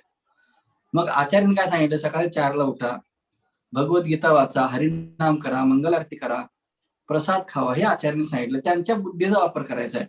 आपल्याला मोठ्या योद्ध्याशी संगनमत करून या आपल्या शत्रूचा पराभव करावा लागणार आहे. लक्षात घ्या. तर आपल्या बुद्धी आणि मनामध्ये फारसा फरक राहिलेला नाही आहे, कारण मन पण बुद्धीच्या बाजूने, बुद्धी मनाच्या बाजूने असं आहे. ठीक आहे. हरे कृष्ण. हरे कृष्ण. विजय वाकडेजी यांचा प्रश्न आहे की मनात ज्या वेगवेगळ्या वासना निर्माण होतात, त्या वासनांपासून आपण, वाईट वासनांपासून आपण मुक्ती कशी घ्यावी, कशी त्याच्यापासून सुटका फार कशी छान, करावी? फार छान प्रश्न आहे. हे तुम्हाला समजलं, मी 3रा अध्याय समजला. हे घ्या सांगतो. तर याचं उत्तर कृष्ण देतात की आवृतम ज्ञान मिळते ना, ज्ञान काम यश क्रोध यश रजोगुण समुद्भव, की ही जी कामवासना जी तयार होते ती ही रजोगुणामुळे उत्पन्न होते. आता ही आध्यात्मिक व्याख्या आहे. रजोगुण हे आध्यात्मिक शब्द आहे. रजोगुण म्हणजे आपल्या प्रचलित भाषेमध्ये त्याला पॅशन म्हणतो. पॅशन म्हणजे काय, भोग करण्याची प्रवृत्ती, जास्त आनंद घेण्याची प्रवृत्ती. आता ही प्रवृत्ती काय मुळात वाईट प्रवृत्ती नाहीये, ही भगवंतापासूनच आपल्यात आली, परंतु इतरांची संपत्ती घेऊन, इतरांची मालमत्ता घेऊन, इतरांची जी फॅसिलिटी आहे ती आपण घेऊन भोग करण्याची जी प्रवृत्ती आहे त्याला पाप म्हटलेलं आहे. ठीक आहे. तर याच्यातून दूर कसं व्हायचं, त्याच्याच उत्तर आहे बघा. रजोगुण समुद्भव, याचा मुळात जन्म होतो रजोगुणामुळे. आणि रजोगुण म्हणजे काय, पॅशनेट गोष्टी म्हणजे काय, तशा प्रकारचे आहार, विहार आणि विचार रजोगुणी लोकांचा संग केल्यामुळे आपल्यामध्ये रजोगुण जास्त येतो आणि त्याच्यामुळे आपल्याला वासना जास्त निर्माण होतात. अगदी ठोकळ तुम्हाला ढोबळ मानाने उदाहरण देतो. दारू प्यायची असेल, शिकायचं असेल आता दारू प्यायचं, तर काय केलं पाहिजे, दारुड्याचा संग करा, आपोआप तुम्हाला दारू प्यायची सवय लागते. बरोबर, आपोआप दारू प्यायची सवय लागते. अरे पिल्या, सुगंध ज्याला येत नाही त्याला केवडा म्हणू नये, आणि पिल्यानंतर जो डुलत नाही त्याला बेवडा म्हणू नये. तर बरोबर हे सगळे एक्सपर्ट होतात संगतीमुळे. अगदी 2-3 सेकंदाचा संघ पण बास आहे. शास्त्र सांगतं, लव मात्र साधू संघ सर्व सिद्धी होय, आया नया उजाला 4 बुंदोवाला. अगदी 4 थेंब उजाला नीळ सुद्धा तुम्ही बॅरलभर पाण्यात घातलं तर पाणी सगळं निळ होऊन जाते. तर आपण तसं वाईट लोकांचा संघ केला, रजोगुणी, दारुडे असेल, मांसाहारी असेल किंवा व्यभिचारी असेल, या लोकांचा संघ केला तर आपल्याला तशा प्रवृत्ती आपोआप निर्माण होतात. नवीन काय करायची गरज नाही. म्हणून शास्त्रात सांगितलंय की या लोकांच्या संगतीपासून दूर राहा. असत संग त्याग ई वैष्णवाचार, या लोकांच्या संगतीपासून दूर राहा. मग काय करायचं, चांगल्या वासना येण्यासाठी काय करायचं, चांगली वासना म्हणजे एकच, कृष्णाची भक्ती, कृष्णाची सेवा. मग तसं कसं, ते कसं करायचं, पुन्हा तेच प्रिन्सिपल, पुन्हा तेच तत्व. तुम्ही साधू संघ करा, भक्तांचा संघ करा, आपोआप तुम्ही भक्तांच्या संगतीत आला की तिलक लावता, हरिनाम घ्यायला चालू करता, सकाळ नामस्मरण करायला लागता आणि भक्तांसोबत राहायला लागला तर तुम्ही काही दिवस राहिले तर तुम्हाला बरोबर 4 वाजता उठवलं जाते, नाही उठलं तर हाकलून काढते. तर बरोबर सगळ्या सवय लागतात, बरोबर लागतात. फक्त संघ, जसा संघ तसा रंग. त्यामुळे संघ वैष्णवाचा ठेवा, सगळ्या कामोसने निघून जातील. ओके. तर सुरभी उपाध्याय माताजी यांचा एक प्रश्न आहे की आपण खूप सारे संकल्प घेतो, पण त्या संकल्पावर ठाम कसं राहायचं? वा, तर खूप चांगला प्रश्न आहे. तर जे लोक महादृढ निश्चयी आहेत, पुन्हा तेच संगतीने आपण घेतलेले संकल्प हे दृढ निश्चय कसे पार करू शकतो. उदाहरणार्थ, भक्त बाळ ध्रुव महाराज, त्याला ज्या वेळेला त्यांच्या सावत्राईनं वडिलांच्या मांडीवरनं खाली खेचलं आणि त्याच्यावर खेळ कसली, त्यावेळेला ते आईकडे गेले, आईने सांगितले की बा तुला आढळ स्थान प्राप्त करायचं तर तू जंगलात जा. त्यावेळेला त्याच्या मनात दृढ निश्चय होते की मी माझ्या आजोबांपेक्षा मोठा दृढ आढळ स्थान प्राप्त करेन. परंतु तो दृढ निश्चय, तो संकल्प त्यांचा सुदृढ झाला नारद मुनीच्या संगतीने. ठानाभिलाषी तपसी स्थितोऽहं त्वां प्राप्तवान् देव मुनीन्द्र गुह्यम् काचम विचिन्वन् अपि दिव्यरत्नं स्वामिन् कृतार्थोऽस्मि वरं न याचेत. हे गुरुदेव नारद मुनी, मी आलो होतो अगळ स्थान प्राप्त करायला, परंतु तुमच्या कृपेने मला हरीची प्राप्ती झाली. हा रत्न प्राप्त झाला. मी तर काचेचे तुकडे शोधायला आलो होतो, ज्या काचेच्या तुकड्यांमुळे हात रक्तबंबाळ होतो.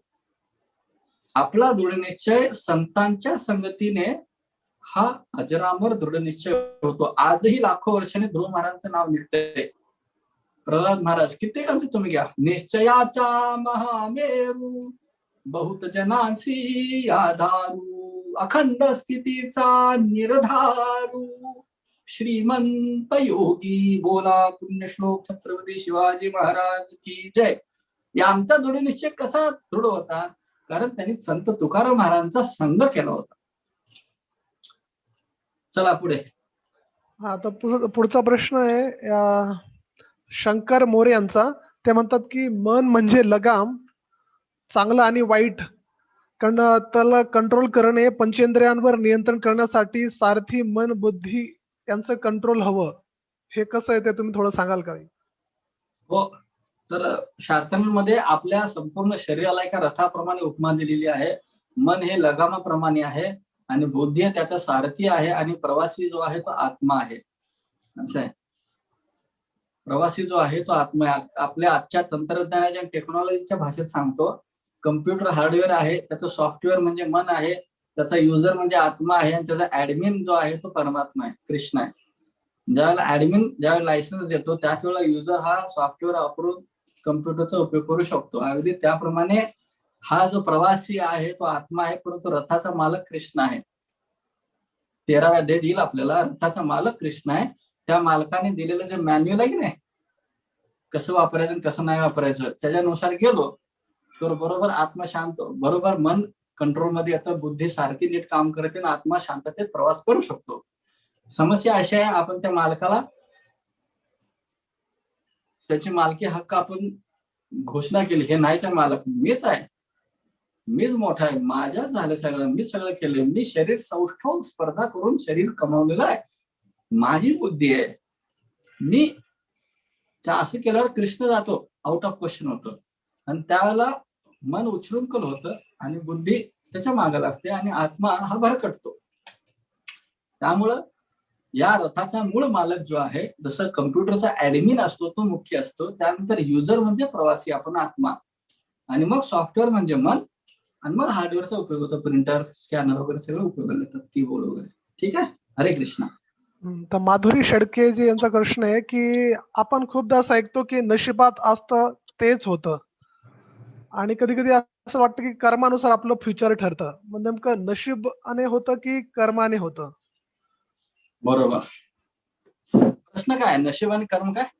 ते म्हणतात की जे नशिबात आहे, आपण असं खूपदा ऐकत असतो की नशिबात आहे तेच होतं. बरोबर आहे, बरोबर आहे, दैवानुसार. बरोबर. की आपल्या कर्मानुसार आपलं फ्युचर ठरतं, नशीब ठरवतं की कर्म ठरवतं? बरोबर बरोबर बरोबर. चांगला प्रश्न आहे. पूर्वसंचित कर्मानुसार प्रारब्ध ज्याला म्हणतात, हा एक मोठा विषय आहे, आपण पुढे कधी बघू.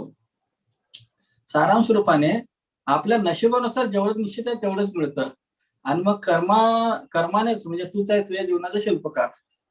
तर ह्याच्यातला समन्वय असा आहे की समजा माझ्याकडे 500 रुपये आहेत, तर हे माझ्या नशिबानुसार 500 रुपये आलेले आहेत. ठीक आहे. या 500 रुपयाचं मी काय करतो, कसं कर्म करतो, याच्या सोबत दारू पितो का भगवंताचं चरणामृत पितो का मी काय करतो, हे माझं कर्म ठरवतं, आणि त्याच्यानुसार पुढचं नशीब ठरतं. समजते? 500 रुपये माझ्याकडे असणे हे झालं माझं नशीब, आणि त्या नशिबाबरोबर मी आता काय कर्म करतो याच्यानुसार माझं पुढचं भवितव्य ठरतं. याच्यानं मी ह्या 500 रुपयात विष पिऊन आत्महत्याही करू शकतो, या 500 रुपयात मी अमृत पिऊन चरणामृत पिऊन वैकुंठालाही जाऊ शकतो, या 500 रुपयाचं मी काही करू शकतो. नशिबानुसार मिळालेल्या सोयी सुविधा, या शरीर असेल, आर्थिक संपत्ती किंवा घरदार असेल, नातेवाईक असेल, यांच्यासोबत मी काय व्यवहार करतो, काय कर्म करतो, याच्यानुसार माझं पुढचं भवितव्य ठरतं. ठीक आहे. हरे कृष्ण. हरीश यांचा प्रश्न आहे की कर्म करताना कर्म हे बुद्धीने करावं की भावनेने करावं. आंतरराष्ट्रीय कृष्ण भावनामृत संघ हे आमच्या संस्थेचं नाव आहे, इस्कॉन. कृष्ण भाव कृष्ण भावना रस भाविता मती श्री रूप तत्र लौल्यम चापी एकलम मूल्यम जन्मकोटी सुकृती भिन्न लभ्यते. श्री रूप गोस्वामी या संस्थेचे आद्य प्रवर्तक यांनी हा श्लोक लिहिला आणि प्रभुपादांनी या श्लोकावरून या संस्थेचं नाव ठेवलंय कृष्ण भावनामृत संघ. तर आपली भावना जी आहे ती कृष्ण भावनामय केली पाहिजे आणि त्यासाठी बुद्धीचा उपयोग केला पाहिजे. बस समजते. आपली भावना ही कृष्ण भावनामय केली पाहिजे. म्हणजे काय की कसा कृष्ण प्रसन्न होईल. हे माझ्या घरात गाडी आहे, या गाडीचा उपयोग मंदिरला जाण्यासाठी कसा करू, तीर्थयात्रेसाठी कसं करू, ही मुलं आहेत यांना मी कृष्ण भक्त कसा बनवू, हा जो स्वयंपाक आहे जेवण आहे ते कृष्णाला नैवेद्य म्हणून कसं अर्पण करू, ही झाली कृष्ण भावना, व्यवहारिक जीवनातील कृष्ण भावना. आणि त्याच्यामध्ये कर्माच्या वरती जातो आपण. भावना कृष्ण भावना केली पाहिजे, नाहीतर आपण भावुक होऊन जाऊ. आणि राहिली गोष्ट बुद्धी योगाचा मूळ अर्थ आहे कृष्णाची प्रसन्नता. कारण बुद्धी ही कृष्णाची बुद्धी. ददामी बुद्धी योगम तम, मी बुद्धी देतो, कृष्ण गीतेत सांगतात. बऱ्याचदा बुद्धी या शब्दाचा गैरअर्थ लोक घेतात की माझी बुद्धी, स्वतःची बुद्धी. अहो स्वतःची बुद्धी मी मगाशीच सांगितलं बरबटलेली आहे, ती शत्रूच्या बाजूने आहे, ती माझी नाही आहे, ती माया देवीची आहे, ती शत्रूची आहे. ती माझी नाही आहे, ती शत्रूची आहे. हे लक्षात येत नाहीये. लक्षात आलं. तर आपल्याला कृष्ण भावनामय कार्य केलं पाहिजे भगवंताचा बुद्धियोग वापरून.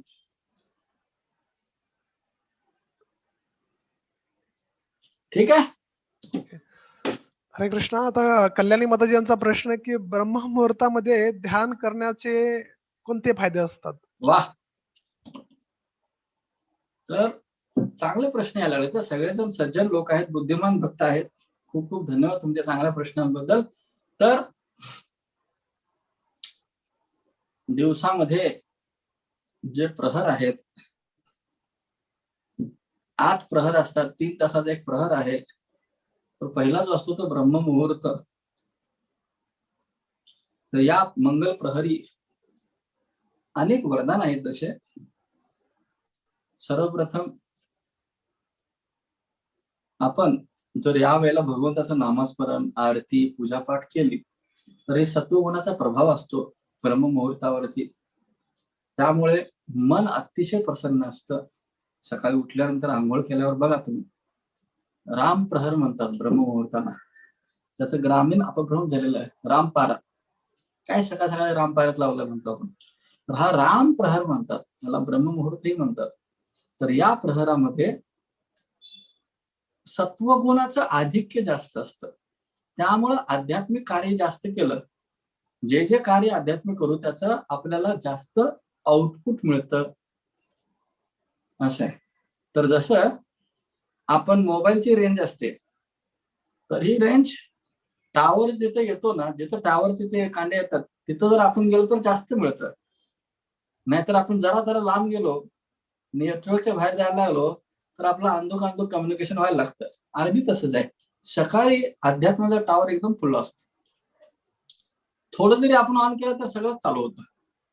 याचा अर्थ असं नाही भगवंताचं नेटवर्क दुपारी संध्याकाळी रात्री नसतं, असतं. परंतु आपण गडबड करतो.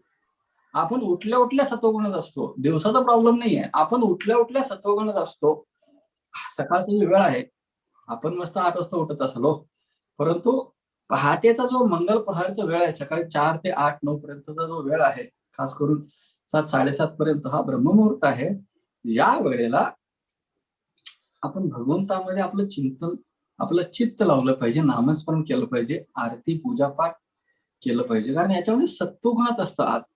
आपल्यावरती सत्वगुणाचा प्रभाव असतो. म्हणजे वाईट गोष्टींचा प्रभाव फार कमी असतो आणि जास्तीत जास्त आपण आउटपुट घेऊ शकतो. जसं हिंदीमध्ये म्हण आहे, लोहा गरम है मार दो हथोडी. त्याचा फायदा खूप होतो. आणि नंतर कसं होते, दुधात पाणी घातल्यासारखं होते. सकाळ सकाळी आखरी दूध आहे, म्हणजे शुद्ध दूध आहे, धारोष्ण दूध आहे गाईचं, आणि नंतर दुधात पाणी घातल्यासारखं. जेवढा उशिरा खर्चला तेवढं पाणी जास्त. मग सरते शेवटी फक्त पाणीच मिळते रात्री 11-12 वाजेपर्यंत. तर नामस्मरण करायला काही नियम नाही, बंधन नाही, काय नाही. तुम्ही 24 तासात कधीही करू शकता, परंतु तुम्हाला त्याचा लाभ, कृष्ण 24 तासात भगवंतच आहेत, परंतु ते रिसिव्हर जो आहे ना गडबड करतो. पण सकाळी उठल्या उठल्या आपण आंघोळ करतो, फ्रेश होतो, अजून कोणी भेटलेलं नसते, बरेच लोक झोपलेले असतात. आणि जसं जसं वेळ निघून जातो त्याचे ते एकमेकाचे चेहरे दिसायला लागतात. आला का परत, एक म्हणते 500 रुपये दे, माझं घेतलं, हे घे ते घे, कोणतरी बोलतो, काल तू असं बोलला, परवा असं बोलला, पुन्हा संघ चालू होतो ना वाईट गोष्टींचा. त्यामुळे सकाळीच उठून आध्यात्मिक गोष्टी केल्या पाहिजे. तसं बरंच आहे, याच्यावरती बरेच व्याख्यान होऊ शकतात. आपण पुढचा प्रश्न घेऊ. ओके, तर पल्लवी माताजी यांचा प्रश्न आहे की एखाद्या कैद्याला तुरुंगात फाशी देण्याच्या आधी 3रा अध्याय जो कर्मयोग ऐकवला जातो असं मी ऐकलं आहे, त्याचं मागचं कारण काय आहे? सर्वप्रथम मी सांगतो, मी आजपर्यंत कुठला गुन्हा केलेला नाही, मी तुरुंगात गेलेलो नाहीये किंवा मला फाशीची शिक्षा दिलेली नाही. त्यामुळे मला अजून माहिती नाहीये हे 3रा अध्याय वाचवतात का 12वा अध्याय का पुरुषोत्तम 15वा अध्याय, हे मी पहिल्यांदाच ऐकतोय. मला माहित नाही कुठला अध्याय ते कैद्याला वाचायला देतात. तर सर्वसाधारणपणे भगवद्गीता ही भगवद्गीता आहे. 18 अध्याय 700 श्लोक हे सर्व समान आहेत. तुम्ही कुठलाही श्लोक वाचा मृत्यूच्या पूर्वी, जर श्रद्धेने आणि भक्तिभावाने वाचला तर तुम्ही वैकुंठाला जाल. आता हे करतात की नाही मला माहित नाही. मी एरोडा जेलमध्ये गेलोय, परंतु प्रवचन द्याला, कैदी म्हणून नव्हे. हरे कृष्ण. हरे कृष्ण. तर रिचा कथार माताजी यांचा प्रश्न आहे, कृष्णांची आपल्याकडून काय इच्छा आहे हे कसं जाणून घ्यावं आपण? कसं जाणून घ्यायचं काय, हे भगवंताने आपल्यासाठी व्हॉट्सअप मेसेज पाठवला एवढा मोठा, भगवद्गीता. याच्यामध्ये शेवटचा श्लोक उघडा तुम्ही, 18.65 18.66 जर उघडला त्यात समजते, मत्मना भक्तो मध्याजी माम नमस्कुरु, माझा भक्त बन, मला नमस्कार कर, माझं पूजन कर, त्याच्यामुळे तू मला प्राप्त होशील. आणि भक्त कसं बनावा, नमस्कार कसं करावं, पूजन कसं करावं, सर्व धर्मान परित्यज्य माम एकम शरणम व्रज, सगळं काय सोडून मला शरणागती आहे. अहम त्वाम सर्व पापेभ्यो मोक्ष इष्यामि मा शुच. हे माझे वाक्य नाही आहेत, हे मी माझ्या घरात बसून बनवलेले श्लोक नाही आहेत, हे गीतेमध्ये तुम्ही कुठलंही पुस्तक उघडून बघा, गीतेचे हे श्लोक तुम्हाला सर पडतील. कृष्णाने त्यांची इच्छा व्यक्त केली हो, फक्त तुम्ही हृदय ओपन करा ती इच्छेचं स्वागत करण्यासाठी. चला पुढे. अथर्व डांबर यांचा प्रश्न आहे की जसं आपल्याला आपले फिजिकल लिमिटेशन माहिती असतात, तर आपल्याला मेंटल लिमिटेशन्स आहेत आपले, हे आपल्याला कसं समजणार, कसं घडणार? जी जी इच्छा आपल्याला भगवंतापासून दूर घेऊन जाते, प्रभुपाद लिहितात, हे आपल्याला 6व्या अध्यायामध्ये येईल बघा, ध्यान योगाच्या अध्यायामध्ये. जी जी इच्छा आपल्याला भगवंताच्या चिंतनापासून, नामस्मरणापासून, भक्तीपासून दूर घेऊन जाते, तर ते आपल्या मनाची वैयक्तिक इच्छा आहे आणि आपल्याला भरकटवून घेऊन जात आहे. जी जी इच्छा कुठली असो, ठीक आहे. तर पाप या शब्दाचा खरा अर्थ आहे, प म्हणजे परमेश्वर, आप म्हणजे त्यांच्या विरोधात केलेलं कार्य. भगवंतांनी दिलेल्या आदेशांच्या विरोधात केलेल्या कार्याला पाप म्हणतात. प म्हणजे परमेश्वर, अप म्हणजे विरुद्ध. तर ज्या ज्या गोष्टी भगवंताच्या विरुद्ध केल्या जातात, त्यांच्या इच्छेविरोधात, त्या सगळ्या पाप आहेत आणि त्या आपल्या मनामुळे होत असतात, आपल्या बुद्धीमुळे होत असतात. पुढे. ओके. त्यांचं नाव नाही लिहिलंय, त्यांनी म्हटलं की कधी कधी काही निगेटिव्ह लोक, त्यांच्यामुळे आपल्या भक्तीवर त्याचा इफेक्ट होतो. बरोबर आहे. तर अशा लोकांना आपण आव्हाडी पण करू शकत नाही. अशा वेळी आपला भक्तीवर त्याचा प्रभाव होत असतो, तर अशा वेळेस कसं वागावं? प्रियंका यांचा प्रश्न आहे तो. याचे उत्तर तुकाराम महाराज देतात, निंदकाचे घर असावे शेजारी. तर अशा निंदा करणाऱ्या लोकांचे घर शेजारी असावेत. कधी कधी हे लोक घरातच असतात, ठीक आहे. तर हे लोक आपली भक्ती सुदृढ करायला आलेले असतात. भगवंतांनी यांना आपल्याला सुदृढ करायला पाठवले असतात. एक पैलवान दुसऱ्या पैलवानावर कुस्ती खेळून खेळून शक्तिशाली होतो, लक्षात घ्या. तर रेसिस्टन्स ऍथलीट जो असतो ना, एक काय म्हणतात त्याला मराठीमध्ये, तर ऑलिम्पिक मध्ये धावपटू जो असतो की नाही, तो शक्तीच्या विरोधात धावत असतो, तो इतर कुणाशी स्पर्धा करत नाही. तर हा विरोध आपल्याला सक्षम आणि स्ट्रॉंग बनवत असतो. तर हे लोक जसं मशाल आहे, तुम्ही असे सरळ पकडला तर जळते, उलटे पकडला तर भडकते. तर हे लोक विरोध करायला येतात, निंदा करायला येतात, हे करायला येतात, कुणी निंदा कुणी वंदा. भगवंताची भक्ती करणे हाच आमचा धंदा. लोकांना काय वाटू दे, तर लोकांना कसे वाटू दे किंवा काही वाटू दे, याच्याशी काही देणं घेणं नाहीये. कोणी लोक मला चांगलं म्हणतील, आता आम्हाला म्हणतात ना बऱ्याचदा, मी जेव्हा सुरुवातीला कॉलेजमध्ये जायचो तर त्यावेळेला तिलक लावून जायचो ना, हे अरे नाकापर्यंत टिळा लावलाय, ते वगळून आले का खाली, काय गरज आहे त्याची लावायची. मी हे अशी शिखा पूर्ण ठेवून जात होतो. अरे काय ते, काय गरज आहे ती ठेवायची, लोक निंदा करणार, त्यांना काय करायचं ते करू दे. हेच तर सहनशीलता आहे ना. भगवंतासाठी काहीही, भगवंतांना आवडते ना, मी हेच करणार, बाकी लोकांना आवडू दे असं न आवडू दे. आणि मग काही लोक अनिवार्य असतात, काही लोकांना आपण टाळू शकत नाही, तर अशा वेळेला सहन करायला शिकलं पाहिजे. त्यांना आपण वाद घालायचा नाही, त्यांच्याशी किरकिर करायची नाही. शांतपणे ते जे बोलतात ते या कानाने ऐकून त्या कानाने सोडून देणे. 3 प्रकारच्या बाहुल्या असतात, एक 10 रुपयाची, एक 1000 रुपयाची आणि एक लाखाची. 10 रुपयाच्या बाहुलीत कसं असते, इकडून तार घेतली का आत जातच नसते, ती 10 रुपयाला दिसायला सगळ्या सारख्या, कपडे सारखे, सगळे सारखे. आणि 10 रुपयाची बाहुली इकडून तार घातली का आत जात नसते. 1000 रुपयाची बाहुली इकडून तार घातली का इकडून बाहेर निघत असते. आणि एक लाखाची बाहुली इकडून घातली का हृदयापर्यंत जात असते. तर आपल्याला काय करायचंय, जे फार दूरचे लोक आहेत हे कानात घ्यायचं, ऐकायचंच नाही. परंतु जे अनिवार्य लोक आहेत, घरगुती असतील किंवा ऑफिसचे असतील, शेजारी पाजारी, ज्या लोकांना आपण टाळू शकत नाही, इकडून ऐकायचं, हा हा ठीक ठीक ठीक, आणि करायचं तेच करायचं. जसं प्रल्हाद महाराज हिरण्यकश्यपूला टाळू शकत नव्हते, पप्पा होते ते, त्यांनी किती सांगितलं, ह्या कानाने ऐकून ह्या कानाने सोडून द्यायचं आणि आपलंच करायचं ते. त्यांना वाद घालायचं नाही, त्यांच्याशी किरकिर करायची नाही. तर ह्या लोकांशी आपण रिस्पेक्टफुल व्यवहार करायचा आहे, अवॉइड रिस्पेक्टफुली.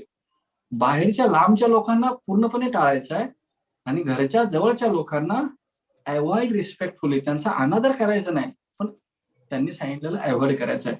ज्या व्यक्तीला टायफॉइड झालेला असतो ना, त्याला आपण तळलेले पदार्थ, भजी वगैरे देऊ शकत नाही, वडापाव, त्यामुळे ते मरतील. परंतु कधी कधी काही नातेवाईक जे आहेत ना, त्यांना माहित नसते, ते भजीच घेऊन येतात खायला. अरे पण ते खाऊन मरेल ना, त्यांचं प्रेम नातेवाईकांना माहिती नाही हे चुकीचं आहे, परंतु ते प्रेमापोटी विरोध करत असतात. त्यामुळे त्यांना आदर करायचा, त्यांचा रिस्पेक्ट करायचा, पण त्या गोष्टी भजी खायची नाही. हा ठीक आहे ठीक आहे, मी खाईन थोड्या वेळाने, आणि नंतर ते नर्सला वगैरे देऊन टाकायचं चपरासीला. आलं लक्षात? हरे कृष्ण, श्री राधे. ओके सर, बरेचसे प्रश्न झाले आहेत अजून, पण खूप तर सारा वेळ मी झालेला आहे. सर्व ऐका सांगतो आता, मी सर्व रसिक श्रोत्यांना फार धन्यवाद देतो की सर्वांनी उत्साहाने याच्यामध्ये भाग घेतला आणि चांगले चांगले प्रश्न आणले. तर तुमचे उर्वरित प्रश्न, अजून आपले 15 अध्याय बाकी आहेत, या सर्व अध्यायांमध्ये भगवद्गीता संपेपर्यंत सगळे प्रश्न होऊन जातील तुमचे. त्यामुळे जरा आपल्या जो उत्साह आहे त्या उत्साहाला तुम्ही असंच टिकून ठेवा आणि सगळे प्रश्न लिहून ठेवा, आणि प्रवचनाच्या ओघामध्ये आपली उत्तरं मिळत जातील. नाही मिळाली तर मला विचारू शकता तुम्ही. ठीक आहे, आता आपण इथं थांबू. बऱ्याच लोकांना बरंच कार्य असेल, आज गुरुवारचा वार आहे, देवपूजा वगैरे असेल, बऱ्याच गोष्टी असेल, ऑफिसला जायचं असेल, काही मातांना नाश्ता वगैरे बनवायचा असेल, तर यासाठी आपण विराम घेऊ आणि उद्या सकाळी 6:30 ला भेटू. धन्यवाद. हरे कृष्ण. आणि तुम्ही तुमच्या इतर मित्रांना, इतर नातेवाईकांना सुद्धा या कार्यक्रमासाठी बोलवू शकता. हरे कृष्ण. धन्यवाद. हरे कृष्ण. सगळ्यांचं खूप खूप धन्यवाद. स्पेशली हिज कृष्ण भजन प्रभू यांचं, प्रभूजींनी खूप सुंदर रीतीने जे कर्माचे जे वेगवेगळे प्रकार आहेत त्यांचं सांगितलं, की कर्मकांड, निष्काम कर्मयोग, सकाम कर्मयोग, वेगवेगळे उदाहरण देऊन त्यांनी खूप सुंदर रीतीने आपल्याला सांगितलेलं आहे. म्हणून त्यांचे खूप खूप धन्यवाद. आणि तुम्हाला सगळ्यांचंही, तुम्ही एवढं जवळपास 1.5 तास शांत चित्ताने ऐकत होते, म्हणून तुम्हाला सगळ्यांचंही खूप खूप धन्यवाद. तरी तुमचे जर जे काही प्रश्न ज्यांचं उत्तर आपण इथं देऊ शकलो नसेल, तर तुम्ही आपला जो व्हॉट्सअप ग्रुप आहे, त्या व्हॉट्सअप ग्रुपमध्ये प्रश्न शेअर करू शकता. त्या प्रश्न आम्ही प्रभूजींकडे शेअर करू, त्यांना जर वेळ असेल ते तुम्हाला त्यांचं उत्तर पाठवतील. हरे कृष्ण. हरे. आणि आजच्या कार्यक्रमाबद्दल तुमचा जो काही फीडबॅक असेल तो फीडबॅक तुम्ही आपल्या व्हॉट्सअप ग्रुपवर द्यावा. हरे कृष्ण. धन्यवाद. श्रीमद भगवद गीता की जय. जय. जगत गुरु श्री प्रभुपाद की जय. समस्त भक्तवृंद की जय.